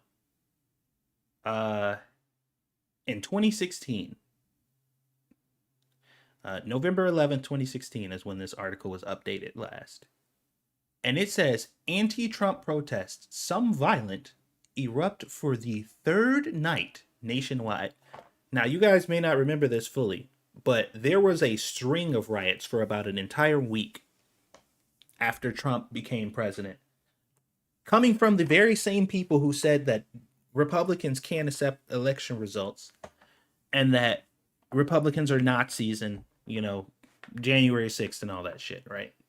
They all forgot that this happened, but we all remember. Now, there was a lot of protests and stuff going on when Trump won the election. A ton of them. There was a whole bunch of stuff.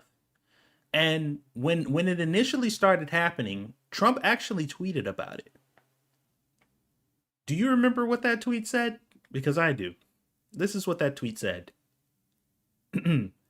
Love the fact that the small groups of protesters last night have passion for our great country. We will all come together and be proud.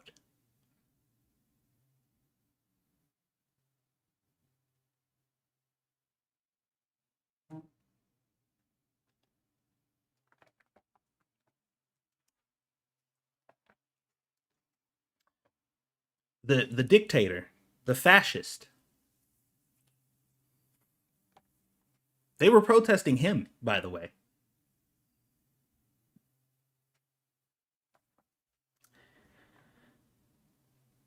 Police said the crowds, which included many people armed with bats, threw projectiles at officers who responded by pushing back against the crowd, making arrests and using flashbangs, pepper spray, and rubber projectiles.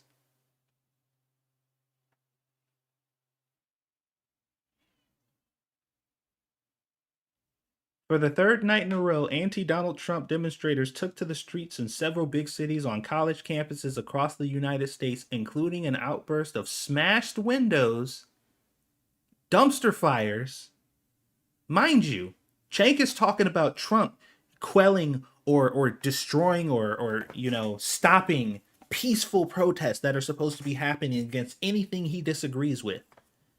These are the peaceful protests that they're talking about. Dumpster fires, windows being broken, property being destroyed. About 4,000 protesters assembled downtown late Thursday, we reject the president, chanting, "We reject the president-elect." They were destroying property, setting things on fire. That's what the fascist dictator president is going to be shutting down. Because he hates freedom of expression and free speech. Oh, boy. Let's continue. Arresting someone for protesting or voicing their speech is the most both cancel culture you could do. I mean, you're taking the guy's freedom away, right? Yeah, agreed. But deporting people that are American citizens. What? Deporting people that Donald Trump said he's going to deport anybody protesting anything he disagrees with, even if they're American citizens. This dude's a complete idiot. Like, he's a complete idiot. How does he have a platform? And I'm not advocating for his platform to be shut down. I just don't understand how you can be this openly stupid and have people follow you. What the hell are you talking about? Yeah, you can't do that. But did he do any of that in his first term? So he didn't? Fuck me sideways, bro.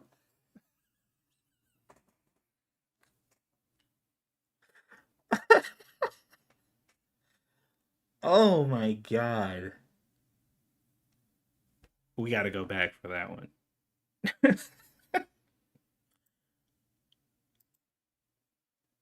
The oil companies, you're protesting something we don't like. Arrest and deport you. Wait, what happened to cancel culture? I mean, arresting someone for protesting or voicing their speech is the most both cancel culture you could do. I mean, you're taking the guy's freedom away, right? Yeah, agreed. But deporting people that are American citizens. What the hell are you talking about? Yeah, you can't do that. But did he do any of that in his first term? So he didn't. He didn't do that. Okay. Okay, but so and that's why I say, guys, when he's running, he threatens to do total complete shutdown of Muslims. Yeah. He threatens to arrest and deport people, etc. But he didn't necessarily do it. So for example, they said lock her up. He didn't necessarily do all these things that he said he was definitely going to do. I mean, he didn't really say he was going to do any of those things. We just took what he said out of context and we said that he was going to do these things. I mean, he never even really alluded to any of these things. We just completely fabricated it and made it up and then made it our headcanon until we believed it. But, I mean, yeah, he didn't do literally any of the things that we said he was going to do in any capacity whatsoever. But, I mean, can't you see all these obvious dictator and fascist behaviors?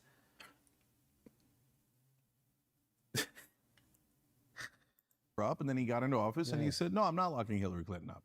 So I have an open mind. But when he has an open mind, guys. He has an open mind. So when he threatens those type of things, I go, I am deeply, deeply concerned. Now, here's other things. Okay. So they had a 3-hour meeting after he lost the election where Michael Flynn and I believe Sidney Powell, don't quote me on that, I don't want to get sued, okay, but definitely Michael Flynn said, let's use martial law. Let's roll out the tanks, okay? And we want. When did that happen? Do we have any evidence of this conversation happening? I don't remember hearing anything about this. When did this happen? Anybody know about this? Anybody got some insight on when he lost the election and then got a bunch of people together and said, let's use martial law and bring out the tanks so I could win? Won this election. And we're going to correct the fraud, and let's go grab the actual ballot machines. Okay? Really? Did he say that? He said, we're going to grab the tanks, we're going to go grab the ballot machines, and we're going to correct the... When did that happen? Hold on. I need some sources, man. And Trump was like, okay, now I'm listening. Now we're having a conversation. And that's why it lasted 3 hours. So you At the end, hold on. No, hold on. You're talking about something that already happened. I'm asking you about the future. Let's just stick with that. No, but that's totally relevant. No, well, I'm sure, which is why I'm asking you the question to follow up. So do you fear that at the end of this 4-year period, he's not going to relinquish power? Is that what you're saying? So since he didn't relinquish power last time, He didn't? He didn't. Trump did not relinquish power the last time he lost the election. So what happened? Exactly. After he didn't relinquish power the last time, what took place? What happened in that 4 years up until now? What's been happening in that 4 years up until now since Trump lost the first election and did not relinquish power?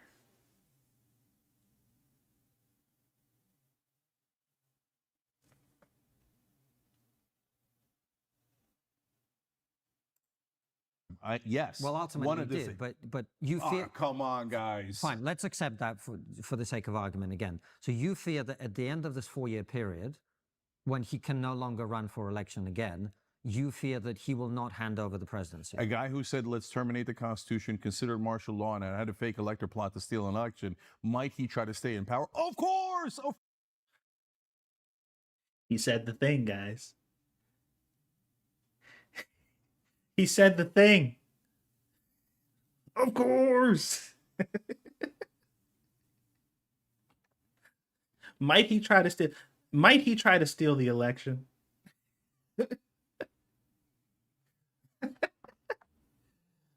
Oh boy.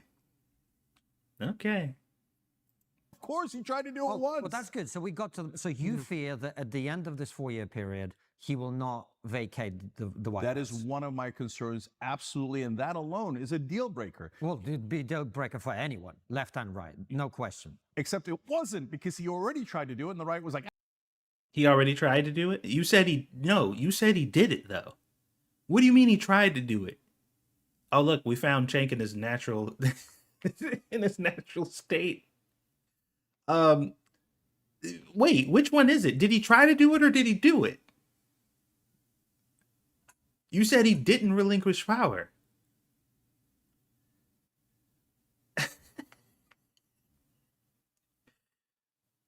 Oh boy. This hurts. This hurts so good. no big deal, no big deal. I don't think that's. It was a giant deal. Yeah, I don't think that's quite true. But anyway, that's your big concern. So that's number one. Number two is the reason I was telling you about martial law is because he's also said, let's use the military to shoot the protesters in the legs. Let's use the National Guard to arrest citizens, etc. Wait. What did he say? Two is the reason I was telling you about martial law is because he's also said, let's use the military to shoot the protesters in the legs. He said, let's use the military to shoot protesters in the legs.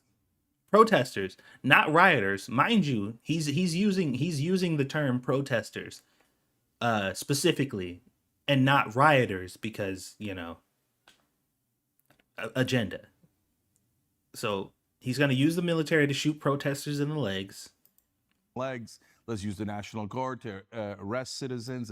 Let's use the National Guard to arrest citizens, etc. When you're talking about arresting or shooting U.S. citizens and you using the military to do that because you don't like their protests, and you could be livid about their protests, it doesn't matter. Their protests, because you don't like their protests, you can be livid about their protests. You mean like you guys were about January 6th? You guys were livid about that protest. Oh, wait, but that wasn't a protest, though. That was an insurrection, right? There's a difference. There's a distinction between a protest, a riot, and an insurrection. What? Could there possibly be a distinction between the things that we're talking about here? Or are you just claiming that Donald Trump just wants to shoot innocent protesters and pretending like there wasn't actual riots and destruction of property and buildings being burned down? You disingenuous piece of garbage. Sure, it's we have a right to protest. Of course. And when he says that, and he has definitively said that and said it on the record, if you go and do that, now that there are no breaks in the guard, and there is no General Milley, and there is no General Kelly, and they're not going to be able to stop him. If he does that, Do you guys agree that would be fascism? Well, of course. Yeah. So, Okay, so good. your great concerns are just so Yep. to replay it for people, and then I'll hand over to Francis. Are number one, at the end of the 4-year term that he currently has, he's not going to hand over the presidency. Number one, and number two, he is going to be deeply un-American about the way he handles free speech and the right to protest and the right to free assembly. In other words, he will take protesters and strip them of citizenship. He will have the army shoot them. He will imprison people for turning up on a college campus and burning an American flag, let's say. Those are your two main kind of like, this is the fascism that might happen. Have I got you right? That's right. And I'm not saying it's definitely going to happen. But that's I'm your saying concern. he has said those things. That's your concern. And it makes me concerned that he will do those things. Okay. So, what have we learned today, class? What exactly have we learned today? Literally nothing? Maybe. Possible.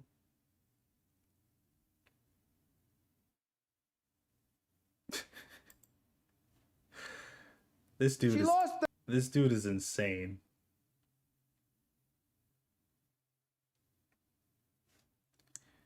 Okay. This was another thing that I put on my list, but I don't remember what this was even about.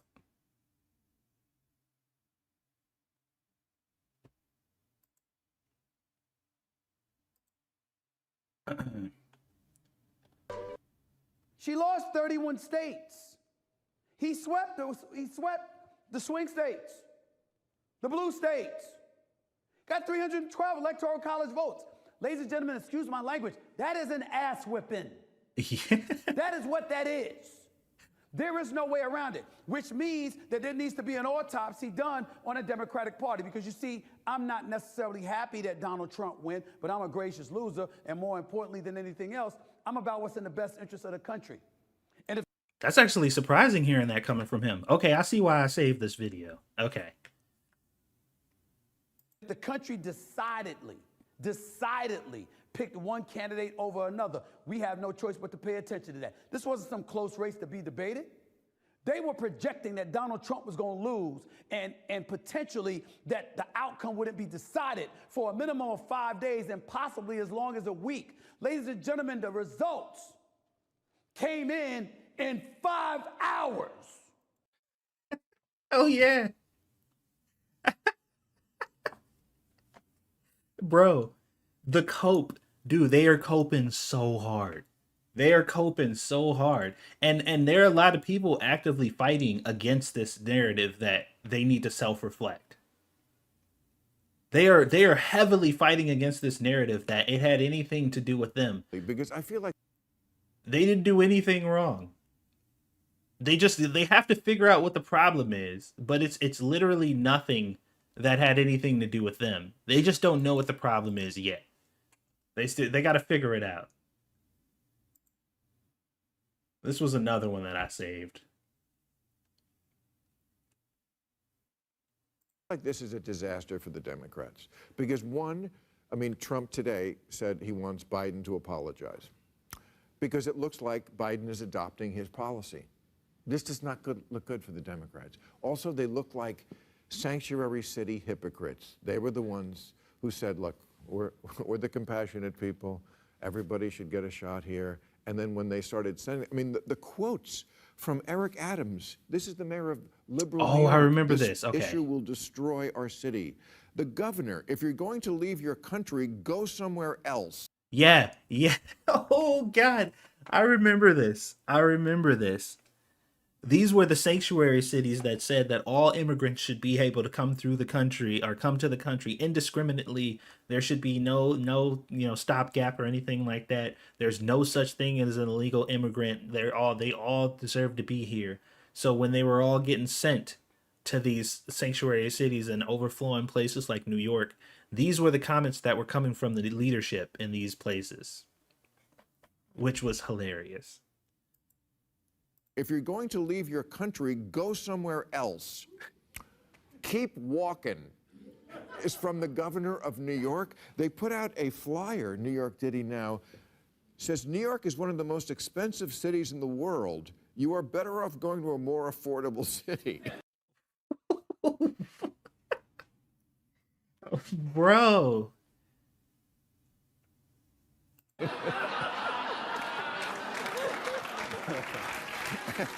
Because I feel.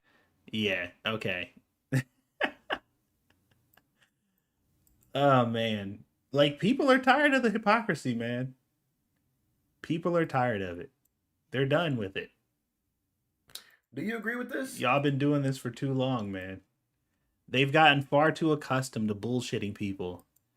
And people are just tired of the bullshit. This is the last one we'll look at. This is another one I saved, too. Let me know. How did he win? Well, it was racism. It was misogyny. Xenophobia. Really? 76 million? From every walk of life? Up over every demographic from 4 years ago? It was racism. No, it wasn't. It wasn't. It was people who are tired of a system that's been lying to them. You can't finesse me with a whole bunch of words that don't mean nothing. Yeah, they can. What do you mean they can't? Yes, they can. That's exactly what they did. They finessed you with a bunch of words that ain't working. They've been doing that all this time. Oh, crap. Do you agree with this? Sorry. Let me know. How did he win? It wasn't. It was people who are tired of a system that's been lying to them. You can't finesse me with a whole bunch of words that don't mean nothing. Your celebrity endorsements didn't help you.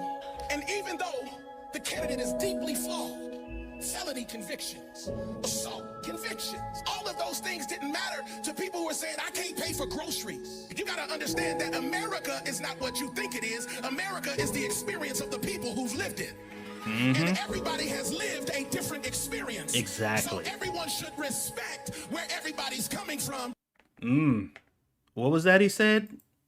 Hold on. That was a good one. All of those things didn't matter to people who are saying, I can't pay for groceries. You gotta understand that America is not what you think it is. America is the experience of the people who've lived it. America is not what you think it is. It is the experience of the people who lived in it. That's pretty good. I like that. But that's the one key point that they forget. They don't think that there are individual people that live in America. They don't look at a black person and see an individual. They see a demographic. And like I said before, I've said this many times, they already have a list that they keep on them at all times that tells them everything they know about every black person that they see. That black person's not an individual. He doesn't have any views or thoughts that are outside of this list that we pre-made for him already. Like, we know how Negroes are supposed to think and act. We made a list. We have the list already. So I don't have to go out and talk to black people and figure out what their problems are. We've already decided what their problems are for them. And then if for whatever reason, and this is impossible, but let's just play semantics here, for whatever reason, if there does exist a black person that does not fit in this box that we created for them, then we just pretend like they're not real, and then we're back to square one again. They don't exist. It's super simple. Like, I don't understand why people can't seem to understand this leftist mindset of there is no outliers. There are no individuals. There's the Negroes, there's the women, there's the men, there's the Hispanics, there's the Asians, and they all fit in this box that we created for them. That's it. There's no individuals. And everybody has lived a different experience. No, they didn't. So everyone should respect where everybody's coming from, regardless of what side you're on. That's how it should be.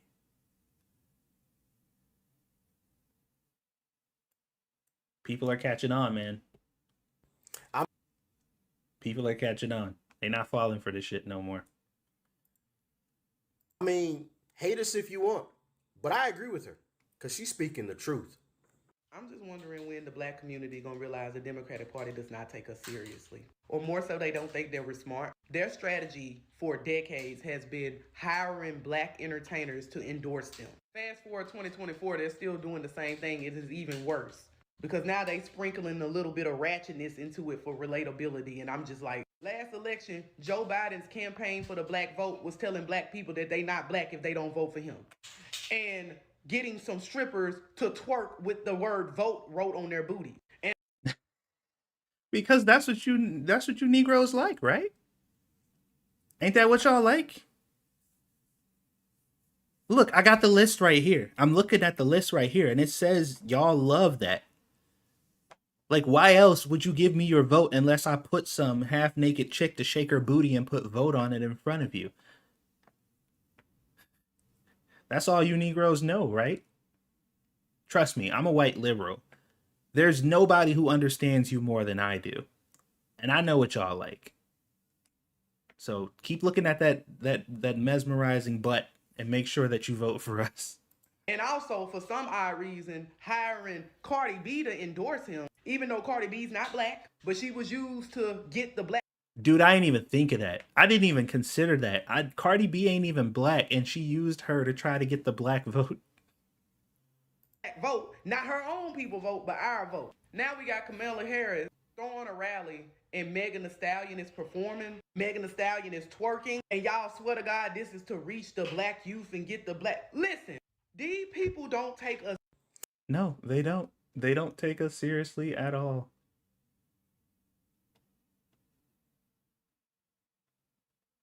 We are not taken seriously in the slightest. And it's like I said, obviously, you know, the perpetrators are the people to blame for it. Like, the people who are doing it are the people who you should blame for it. But on the flip side,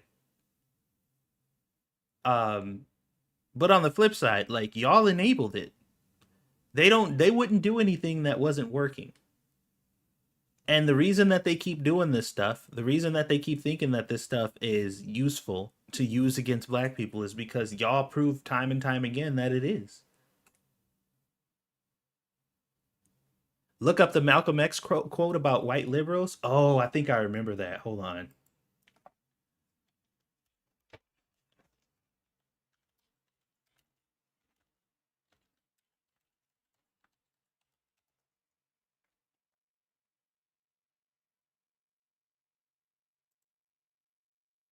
There are many whites who are trying to solve the problem, but you never see them going under the label of liberals. That white person that you see calling himself a liberal is the most dangerous thing in the entire Western. Oh, hold up.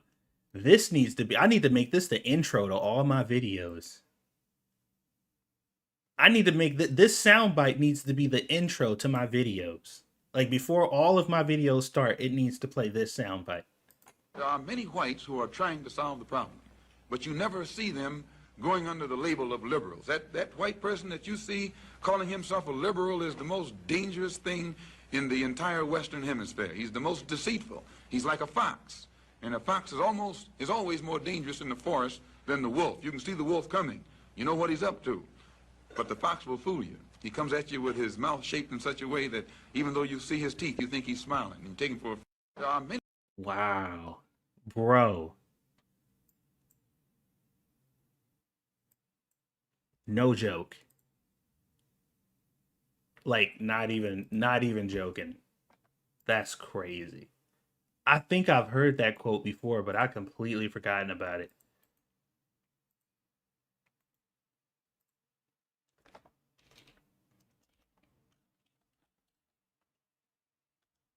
Hold on.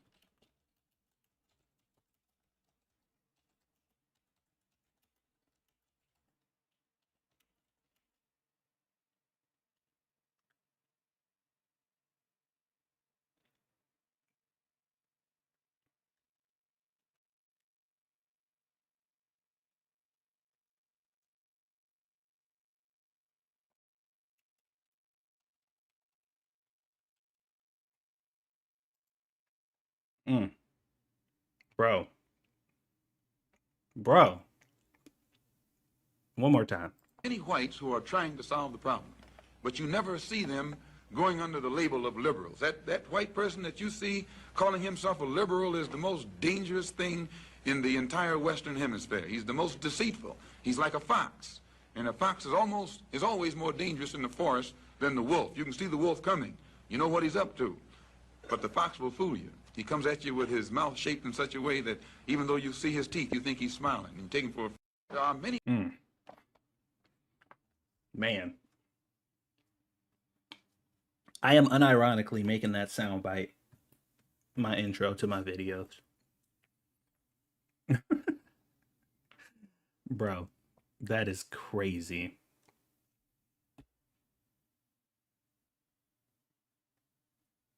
All right, do I have anything else in here? I think I got to everything. There was like a Van Jones video.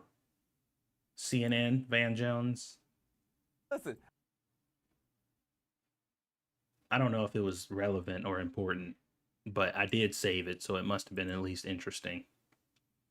I don't like this motherfucker, by the way. I'm not good at coming here and faking it, pretending like no, we got whooped.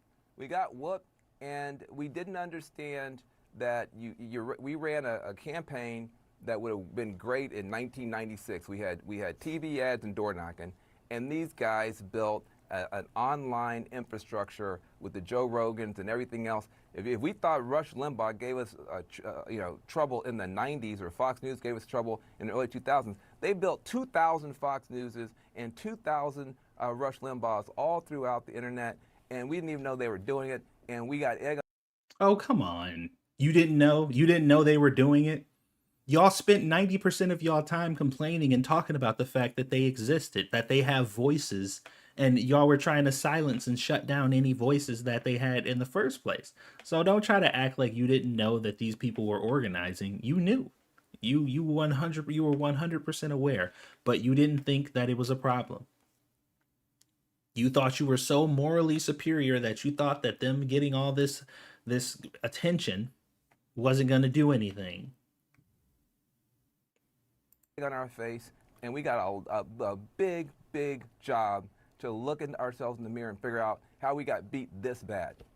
The crybabies took up all the airspace, and then they built a machine. Don't forget the crybabies took up all the airspace.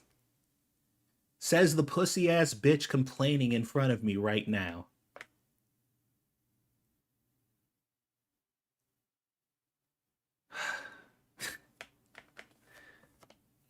Oh boy. Somebody put a condom over this dickhead ass motherfucker. Come on, dude. Republicans built a machine online to magnify our mistakes and to mask their failures. And what we did was run a bunch of crappy ads that everybody hated and spend $1 billion doing it. Oh my God. Crybabies took up all the airspace, and then they built a machine. Don't forget, the Republicans built a machine online to magnify our mistakes and to mask their failures. To magnify our mistakes and to mask their failures.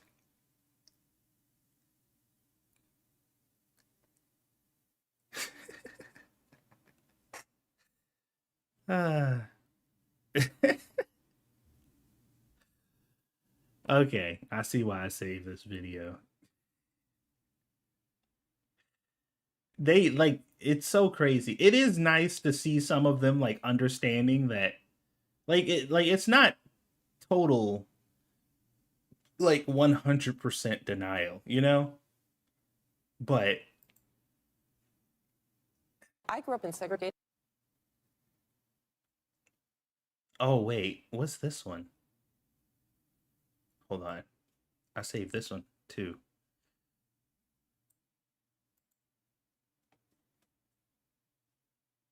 At Birmingham, Alabama. I couldn't go to a movie theater or to a restaurant with my parents. I went to segregated schools till we moved to Denver. My parents never thought I was going to grow up in a world without prejudice, but they also told me that's somebody else's problem, not yours. You're going to overcome it, and you are going to be anything you want to be. And that's the message that I think we ought to be sending to kids. One of the worries... Oh no, Sonny don't like that. Sonny don't like that at all. Sonny's like, no, No, words of encouragement for our kids, telling them that they can be whatever they want. No, absolutely not. They need to know that they're disenfranchised. They need to know that the world hates them and they'll never succeed at anything.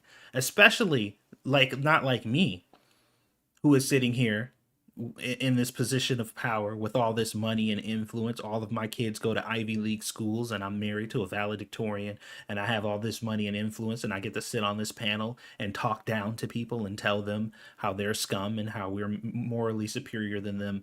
They'll never be able to do this type of stuff. Race that I have about the way that we're talking about race is that it either seems so big that somehow white people now have to feel guilty for everything that happened in the past. I don't think that's very productive. Or black people no, she didn't just say that. No, she didn't just say that on A View. Bro, she did not just say that on A View. And they letting her speak too? How has Sonny not interrupted her yet? She definitely ain't got no respect. So don't tell me she respects her. This is Condoleezza Rice. She definitely ain't got no respect. Empowered by race. I would like black kids to be completely empowered, to know that they are beautiful in their blackness. But in order to do that, I don't have to make white kids feel bad for being white. So somehow this is a conversation that has gone in the wrong direction. I grew up. You hear that stunted clap? Everybody's like, I don't know. Empowering black kids, but not making white people feel like garbage? No, I don't know about that. Yeah, I don't know. No. Somebody's got to be losing.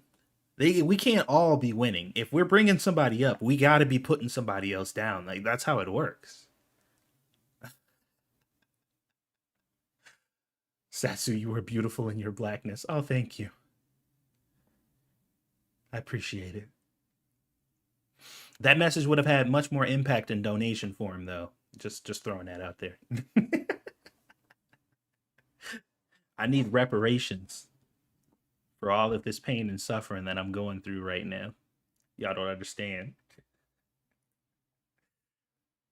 Satsu, you make me feel worse to make yourself feel better without it being about race. We are a true power couple. That's right. I don't need race in order to do that. We have other tools of oppression.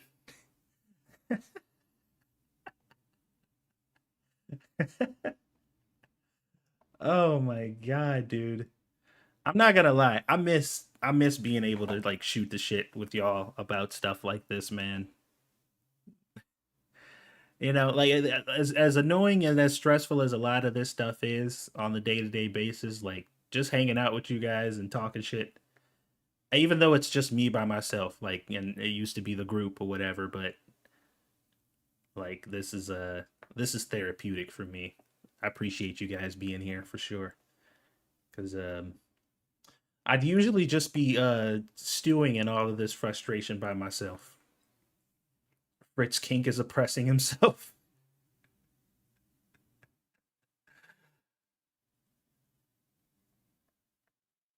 Your dono links are not in the description. Oh, I thought it was. I mean, it's hold on.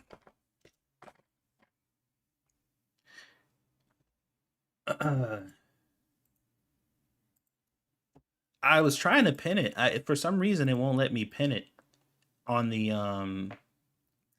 It won't let me pin it on the in OBS for some reason.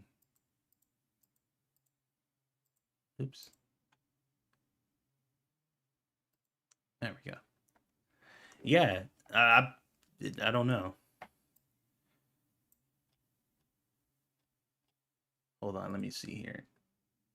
Do I even have my alerts on? They should be on. Let's see, YouTube subscriber. Yeah, it's on. Although, like, where was the alert, though?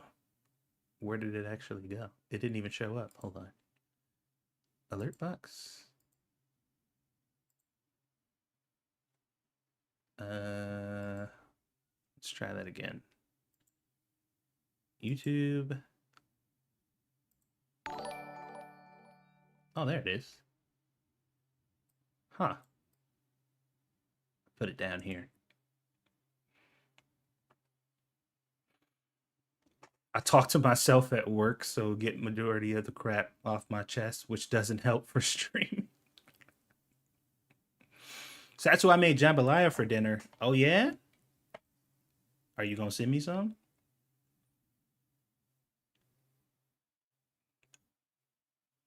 Because I'll definitely take some.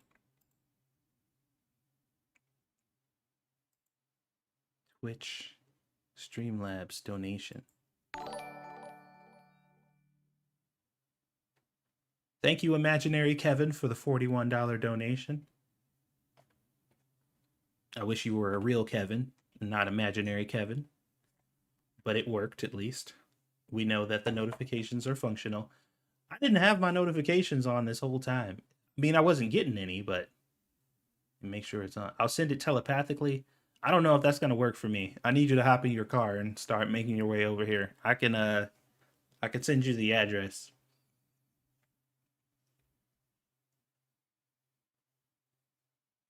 Need you to start making your way over here as quickly as possible.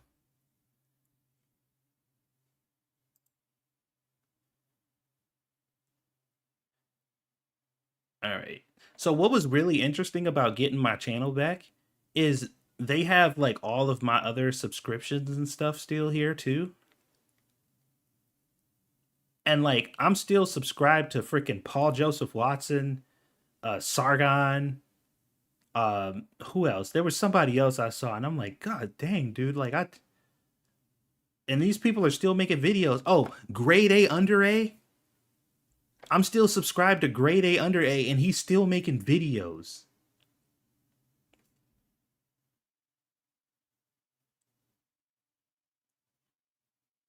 That one shocked me. I'm like, I thought he stopped making videos a long time ago. Satsu got banned? No, my channel got nuked. Oh, he just started making videos again. Okay.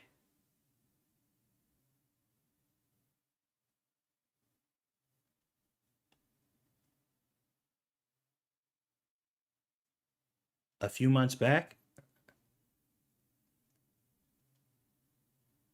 Don't make me attack you with nostalgia and throw names at... Oh my god, dude.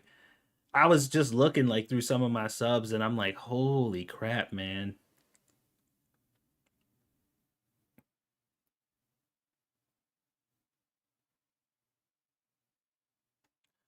Oh my god, this Blue Sky stuff, I forgot about this. The Twitter wannabe site that everybody's flocking to.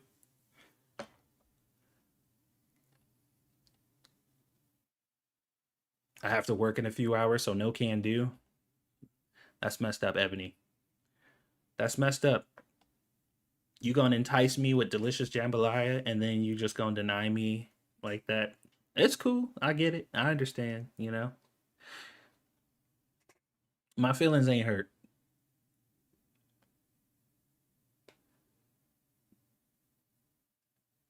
Jeff and Mem Holiday. I do remember them. Are they still making content?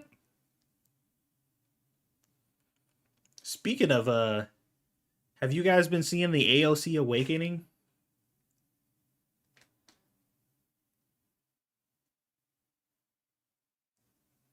You guys been keeping track of that? That's been kind of interesting to follow lately.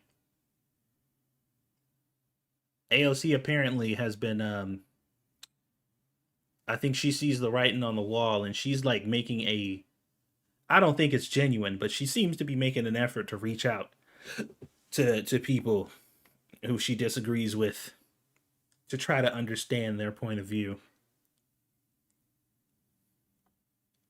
Some black guy, Walls Lee. Speaking of, hold on. I got a treat for y'all. Watch this shit.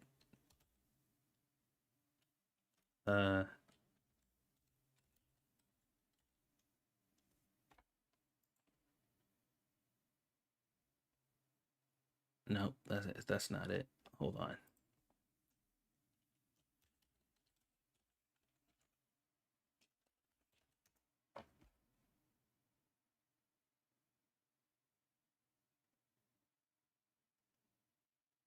Whoa, what the heck?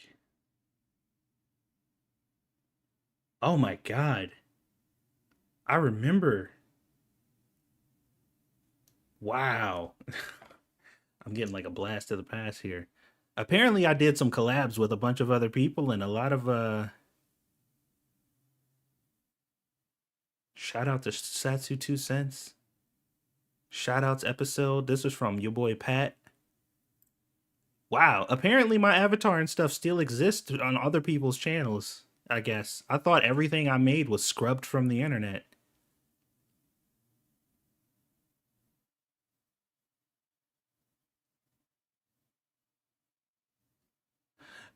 Sorry, man. I'm sure you can make jambalaya better than me. That's not the issue here. You may or may not be correct about that. Miss Misa, I remember Miss Misa. I also remember Peach Bailey.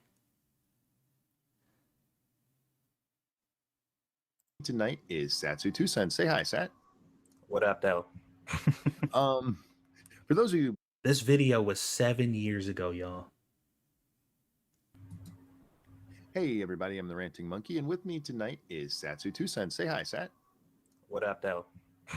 For those of you who've been watching my streams for a long time, you know Pat. God damn it. Oh boy. Whoa, dude, he called me Pat in the first 3 seconds of the video. Wow. Apparently my channel got struck down. Or at least that's the email that I got.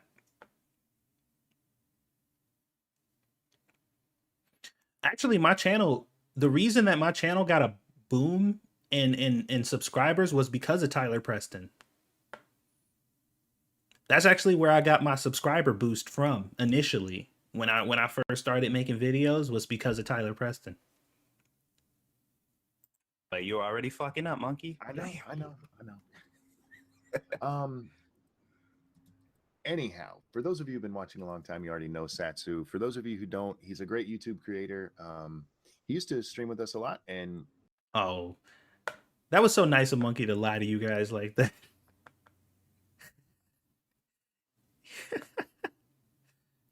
He got my name wrong, and then he just lied to y'all. Like, no problem.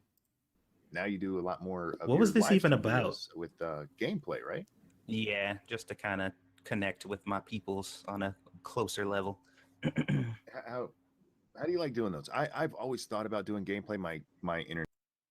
So are they really like jumping down her throat just because she said that he's funny? Like, she didn't say she agrees with him. She just said, like, when I watch his videos, I laugh. So I mean, I can't fucking help it.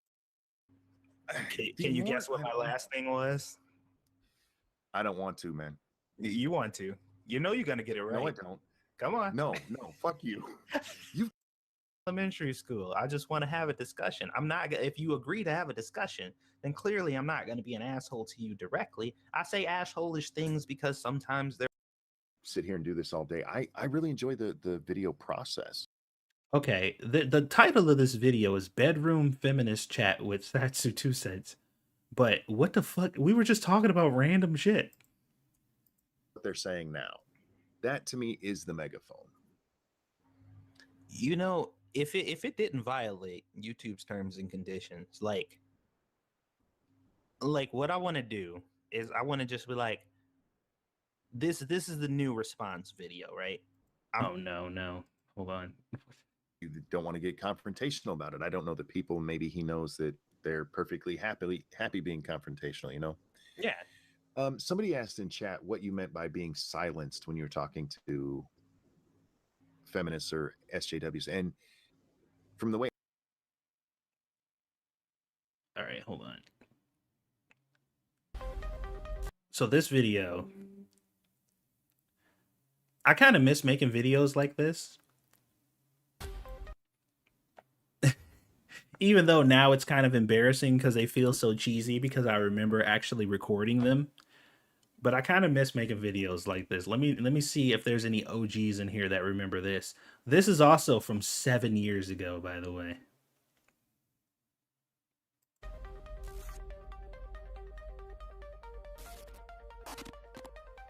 Nostalgic, anybody?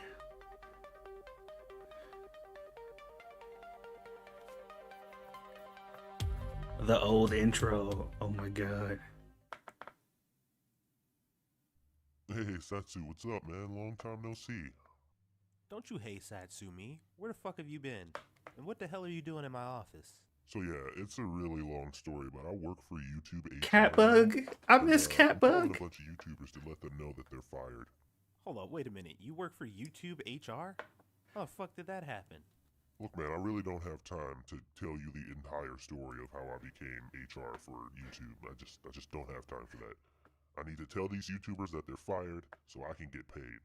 Oh, by the way, Satsu, you're fired. What the fuck are you talking about? I don't work for YouTube. You can't. I forgot the Satsu lore. Oh my god, I remember this. This was that time when oh fuck, who was it? Onision, I think he got like demonetized, or his video, he was making like less money than what he was making before, so he was telling everybody that YouTube fired him. So he said he got fired from YouTube because he was making less money. This is next level cringe, and I'm here for it. Oh, dude, you don't know the half of it. I actually had a whole bunch of people as cameos. Y'all want to watch this whole thing? We can watch this whole video if you guys want. It'll be kind of embarrassing for me, but fuck it. Everybody knows I'm a shitty YouTuber. Like, it's not news to anybody.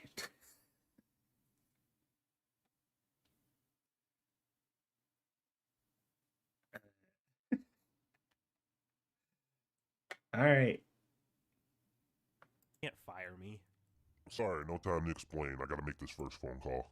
Ooga, fucking ooga cunts, it's Schmeck. Are Schmeckle? you fucking kidding me? Hello? How the fuck did you get this number? Hello, this is Catbug from YouTube HR, and I was calling to let you know that we're gonna have to let you go because your content is not advertiser friendly.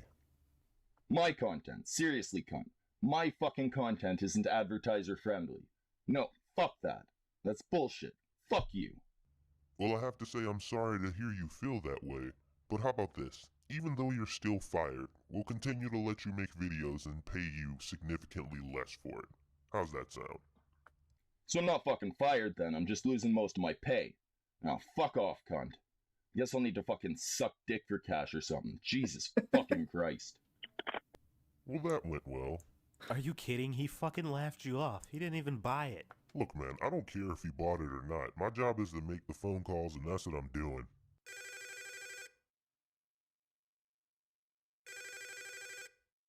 Hello, can I speak to Omegon, please?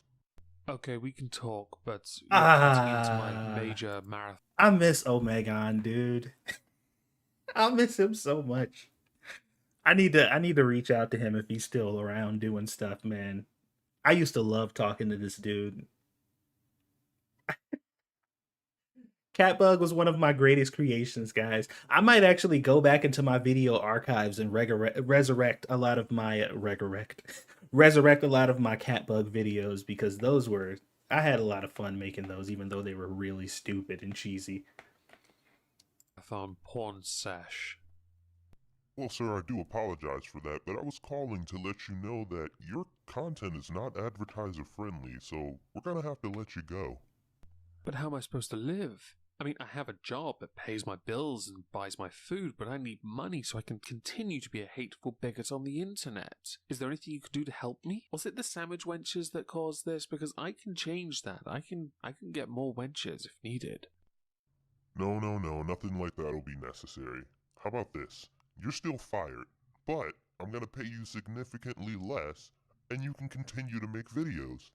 Well, that sounds like a bargain. I'm so happy. Thank you for paying me less to do the same job. That sounds eerily familiar. I hope... Thank you, Understatement. Old school proto YouTube when Lacey Green was hot. Oh, God, dude. Just saying that name freaking threw me back into a time machine. Lacey Green. Oh, man. Lacey Green has always given me very conflicting feelings, because I always thought that she was very attractive, even though I know some people might disagree. Like, I always found her to be very attractive. but like her voice was like super irritating and everything that came out of her mouth was completely idiotic, at least up until the end. But I was just like, God damn, she's so cute, but everything she says is stupid. The makeup channels get punished as much as I do because this is hurtful. Thank you for being so cooperative. And although I sympathize with your plight, the company has not provided me with any fucks to give. So, have a good day, sir. Oh, that was a good Holy line. shit, dude. And although I sympathize... Punished as That was a much as good I do. line. Okay, look, I'm let me stop patting myself on the butt. Because this is hurtful. Thank you for being so cooperative. And although I sympathize with your plight, the company has not provided me with any fucks to give. So, have a good day, sir. Holy shit, dude, I think I just made Omegon cry. I cannot believe people are falling for this. Well, you better believe it, bitch. It's getting real out here.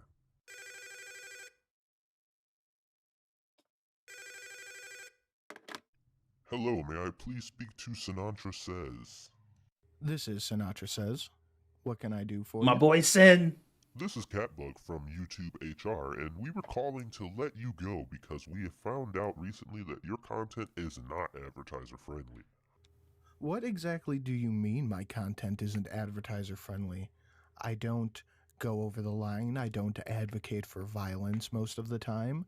Most I'm of the very time? even keeled, and I don't go too off the rails. I wouldn't be allowed on the radio, but this isn't the radio. This is the internet.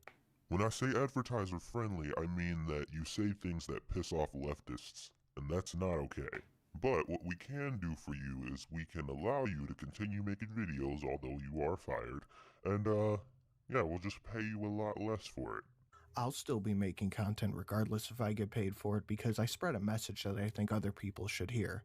If you don't want to pay me for it, you don't have to. But I'll still be making videos. I'll still be creating content. I'll still be here. You're going to have to do a lot more than that to push me off this platform. I'm not going nowhere, sweetheart. Wait a minute. Did he hear what I said? I said I was still gonna pay him, just less. And with that statement, it has become very clear that you are just fucking around. So yeah, I'm gonna leave now, because I don't feel like sitting here listening to your bullshit. I'm gonna go grab a sandwich or something. And yeah, you continue your fuckery. Hey, you shut up. This is serious work I'm doing. Don't you dare call my job fuckery. This is so cringe.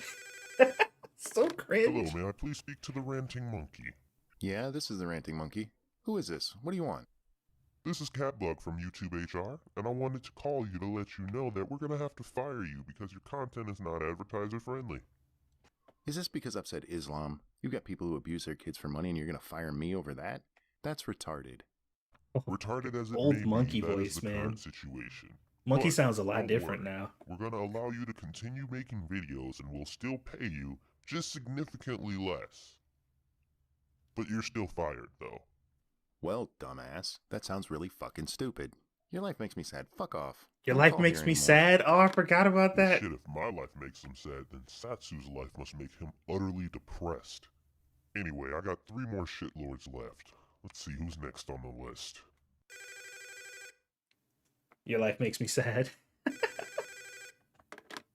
Hello, this is Catbug from HR. I was hoping to speak to some black guy. Yes, this is him, but you can call me Derek because I'm sure that it's awkward as hell for you to call me some black guy. Alright, well, Derek, the reason that we're making this phone call I today cannot is we believe wanted he let agreed you to do know that. We're gonna have to fire you because your content is not advertiser friendly. And because you're black. Not advertiser friendly. What does that even mean? Like, I've seen channels dress up as Spider-Man and Elsa, rubbing each other, doing the Oh weirdest no, shit not the Spider-Man Elsa videos. at a higher CPM than me, and it's all good. But Bro, y'all remember the Spider-Man Elsa videos? Oh my god. I'm not advertiser friendly. Oh man. Kyle, all right. We gotta put Kyle in timeout. Somebody who got a wrench? Who got a wrench? Everybody block Kyle. Kyle, you gotta go in timeout. That is uncalled for. What's up, monkey? Oh, you meant real monkey. Never mind. The false alarm. Sorry. I didn't see monkey. Moving on. I know what videos you're talking about. Those are pretty fucking hilarious. Yeah, those are fine. They're still advertiser friendly. But no. Nothing. It was a joke, but hopefully it missed because it was actually kind of racist.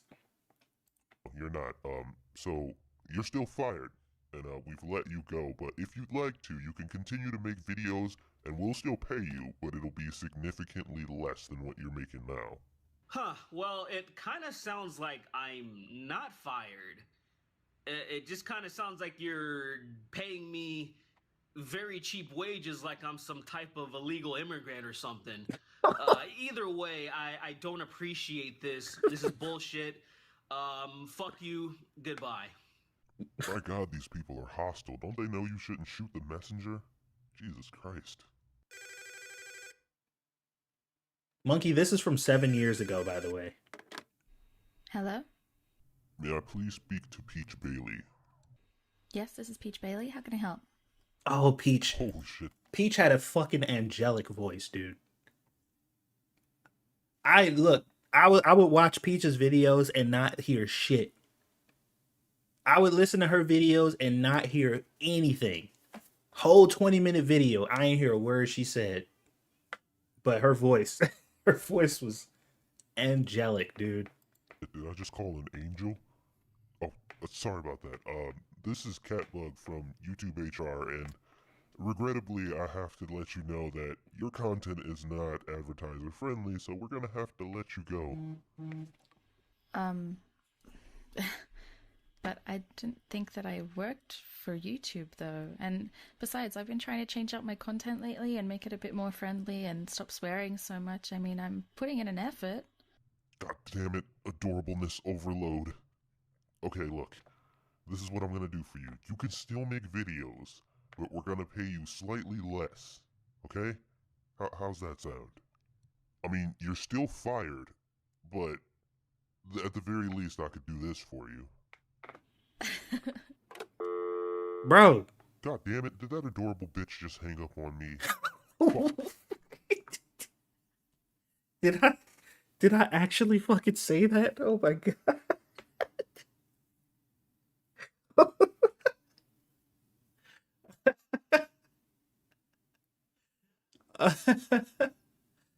Oh man. I forgot I said that. I wonder if she saw that.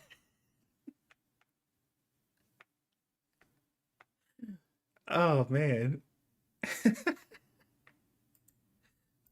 Videos, but we're gonna pay you slightly less. Okay? How's that sound? I mean, you're still fired, but at the very least I could do this for you. God damn it, did that adorable bitch just hang up on me? Fuck. Peach Bailey hung up on you. Fuck off, Satsu. I hope that sandwich is for me.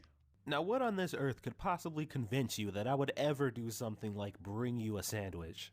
Because you only go around telling people that you're an asshole when you're actually a pretty nice person who always thinks about other people. Well, you got me there. Yeah, the sandwich is yours. Are you almost fucking done, dude? Can I, get back to doing my work?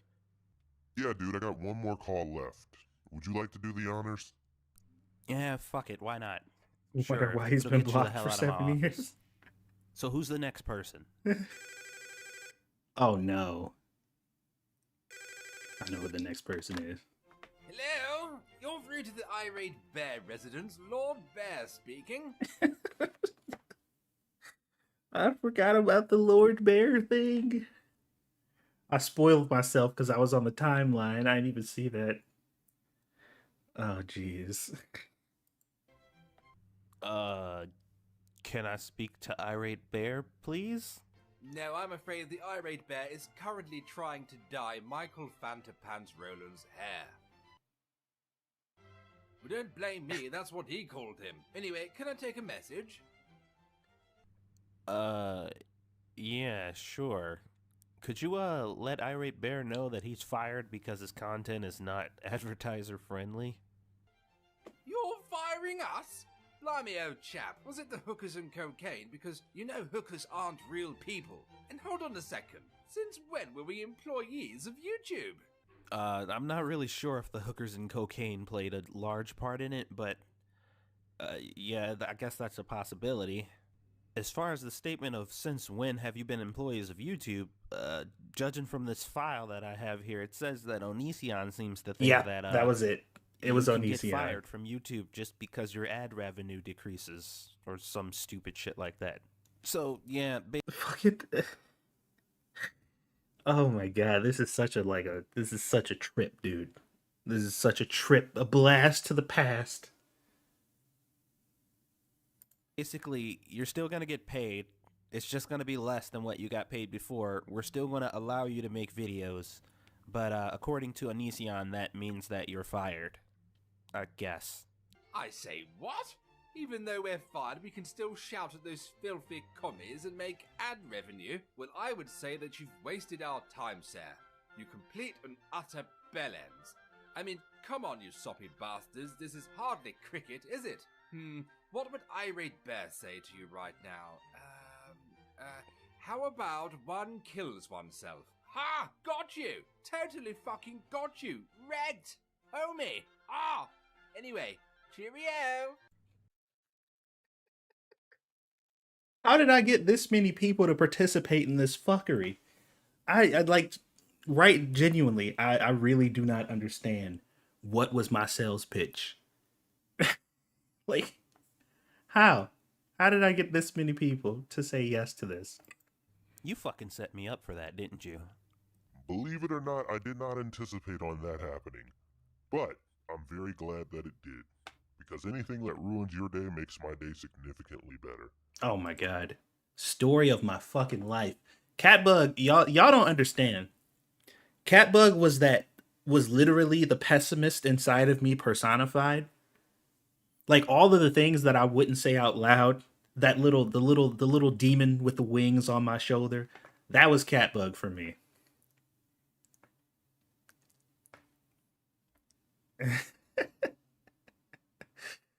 Oh, jeez. I don't know who the hell Irate Bear thought he was fooling, but that was definitely him on the other line.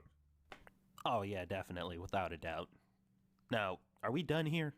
Can you, get the fuck out of my office? I got work to do. Okay, I'll leave. But first off, you have to tell me what we learned today.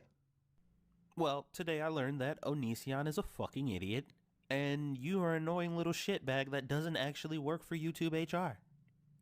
Good.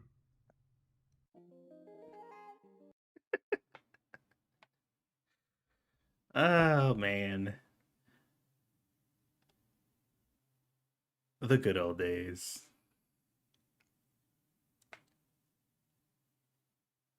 Wait, what the fuck is this? Comes down to the fact that two people that happen to be of other races have fallen for each other, had kids, or just had bumped. You ready for this, Sat?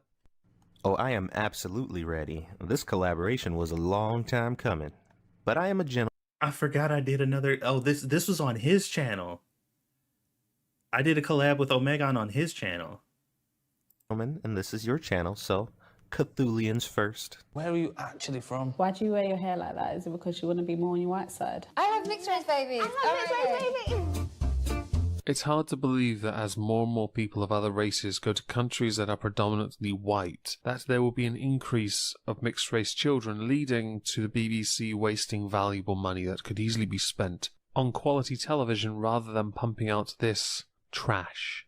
And before anyone now goes ahead and says, oh, you could watch something else, in the United Kingdom, if you own a television, you have to pay for a TV license, which means... Oh, dude, I forgot about that. I forgot that's a thing. I, regardless of whether I want to watch this or not, am paying for it. Thank you so much, Antiquated Institute that needs to be sold off. Thank you so very much. Sometimes I forget you guys still have to do that. Nah, apparently I forgot then too. Dude, my mic was garbage. Holy shit. Might be time to get rid of that, huh? What are you? Would now be a good time to point out the progressive consensus where you ask people beforehand what their gender, their identity, and their expressions are. Because by doing that, you should surely ask somebody what they are racially or what they identify as racially to prevent any triggering or problematic moments. I would agree, considering we are addressing people who consider identity to be top priority.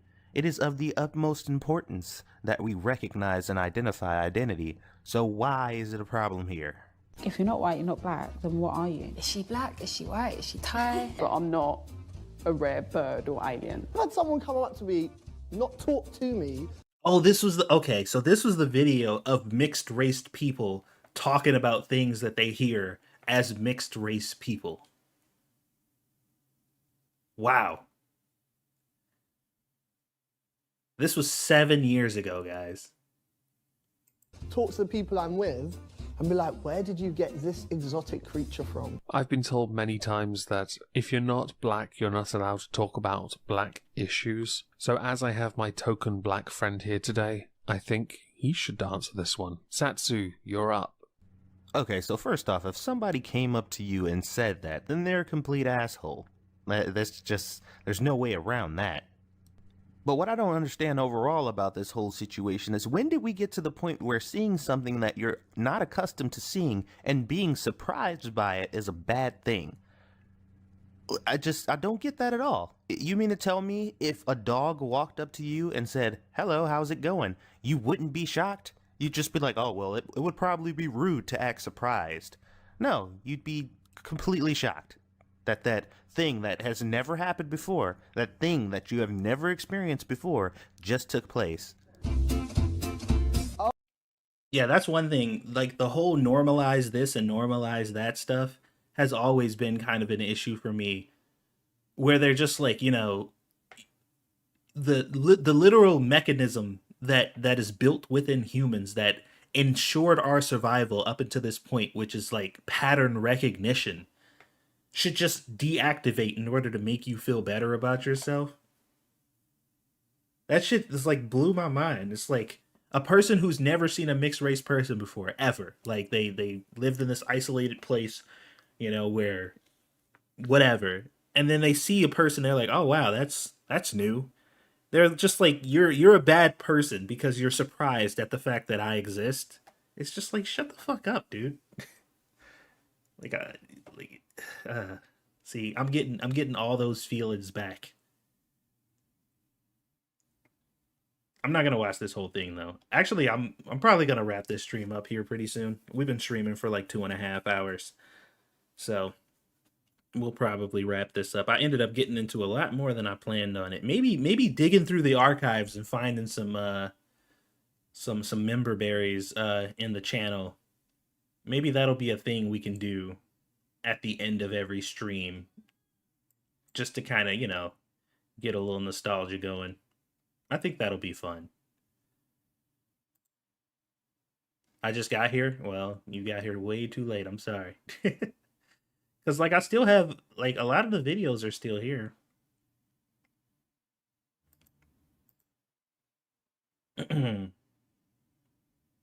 Like, quite a few of them are still kind of in here. Oh my god, look at all this stuff. I have over, like, 1,700 videos on this channel, by the way.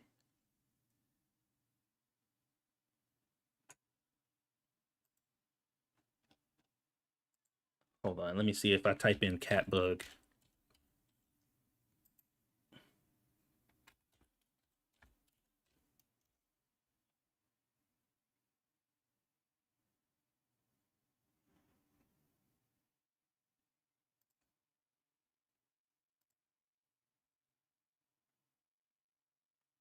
Oh my god, look at all this stuff. Oh shit, Catbug, what's going on, man? For once, it's actually a relief to see you here. Oh, seriously? You're actually relieved to see me? Surprisingly, yes, I am. I've been dealing with so much bullshit lately that I kinda missed your brand of bullshit. Plus, for some reason, a lot of people have been asking for you to make a return. Well, obviously. Has the fact that you suck not kicked in yet? Yeah, fuck. That's the little douchebag I remember. So what's been going on? What's been going on with me? Nothing. I recently just beat the shit out of some dude who disagreed with me at a Starbucks. Wait, hold up. What? Okay. All right. That's enough. That's enough of that. Yeah, this is going to be fun. It'll be fun to dig back into some of these older videos and check some of this stuff out. But for now, that's the end of it. Obviously, the VOD for this is going to be going up afterwards. So for anybody who missed it, you can go back and check out the rest of the stream and see what you missed. I uploaded a archive of the other stream earlier because it got corrupted or some weird shit. So I'm glad that I downloaded it. Or I think it might have gotten slapped down due to that one word I used during during that last stream. But yeah. Wait, you said what is what referencing? What are you talking about, Kyle?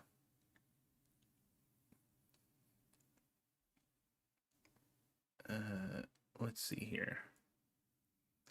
Sorry, random. I might do a game stream later though. I was having fun playing that chef RPG, so we might actually go back and play that. We'll see though. I don't know yet. I think my wife is off tomorrow too, so I might be able to.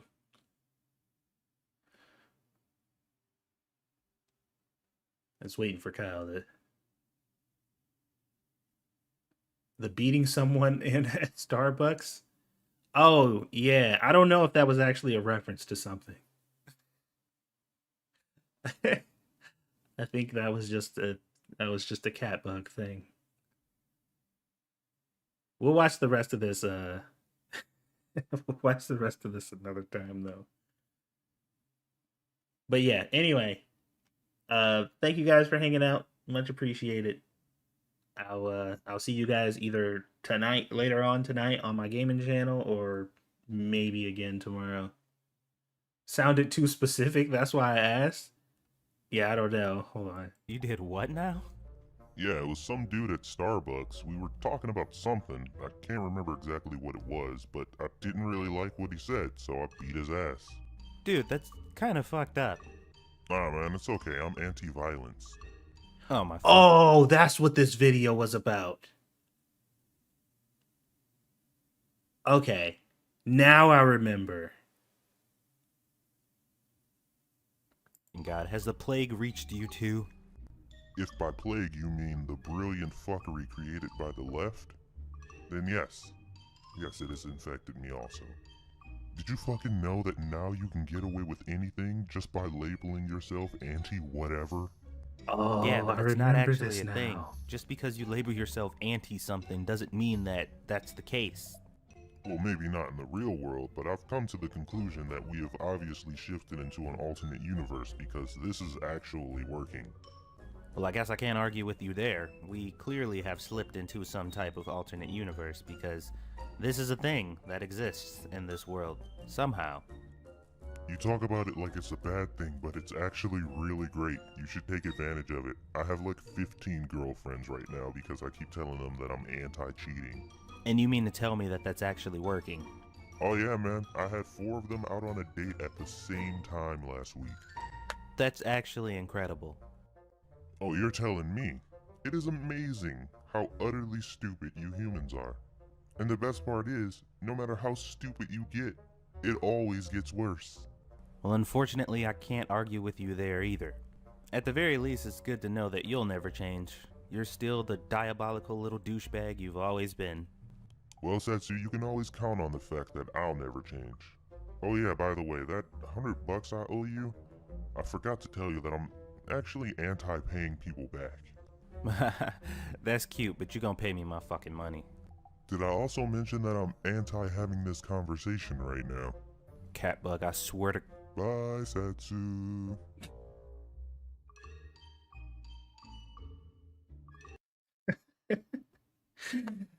Oh, yes. Yes. I remember now. Okay. Well, have a good night, guys. Thanks for watching. I'll see you guys on the next one.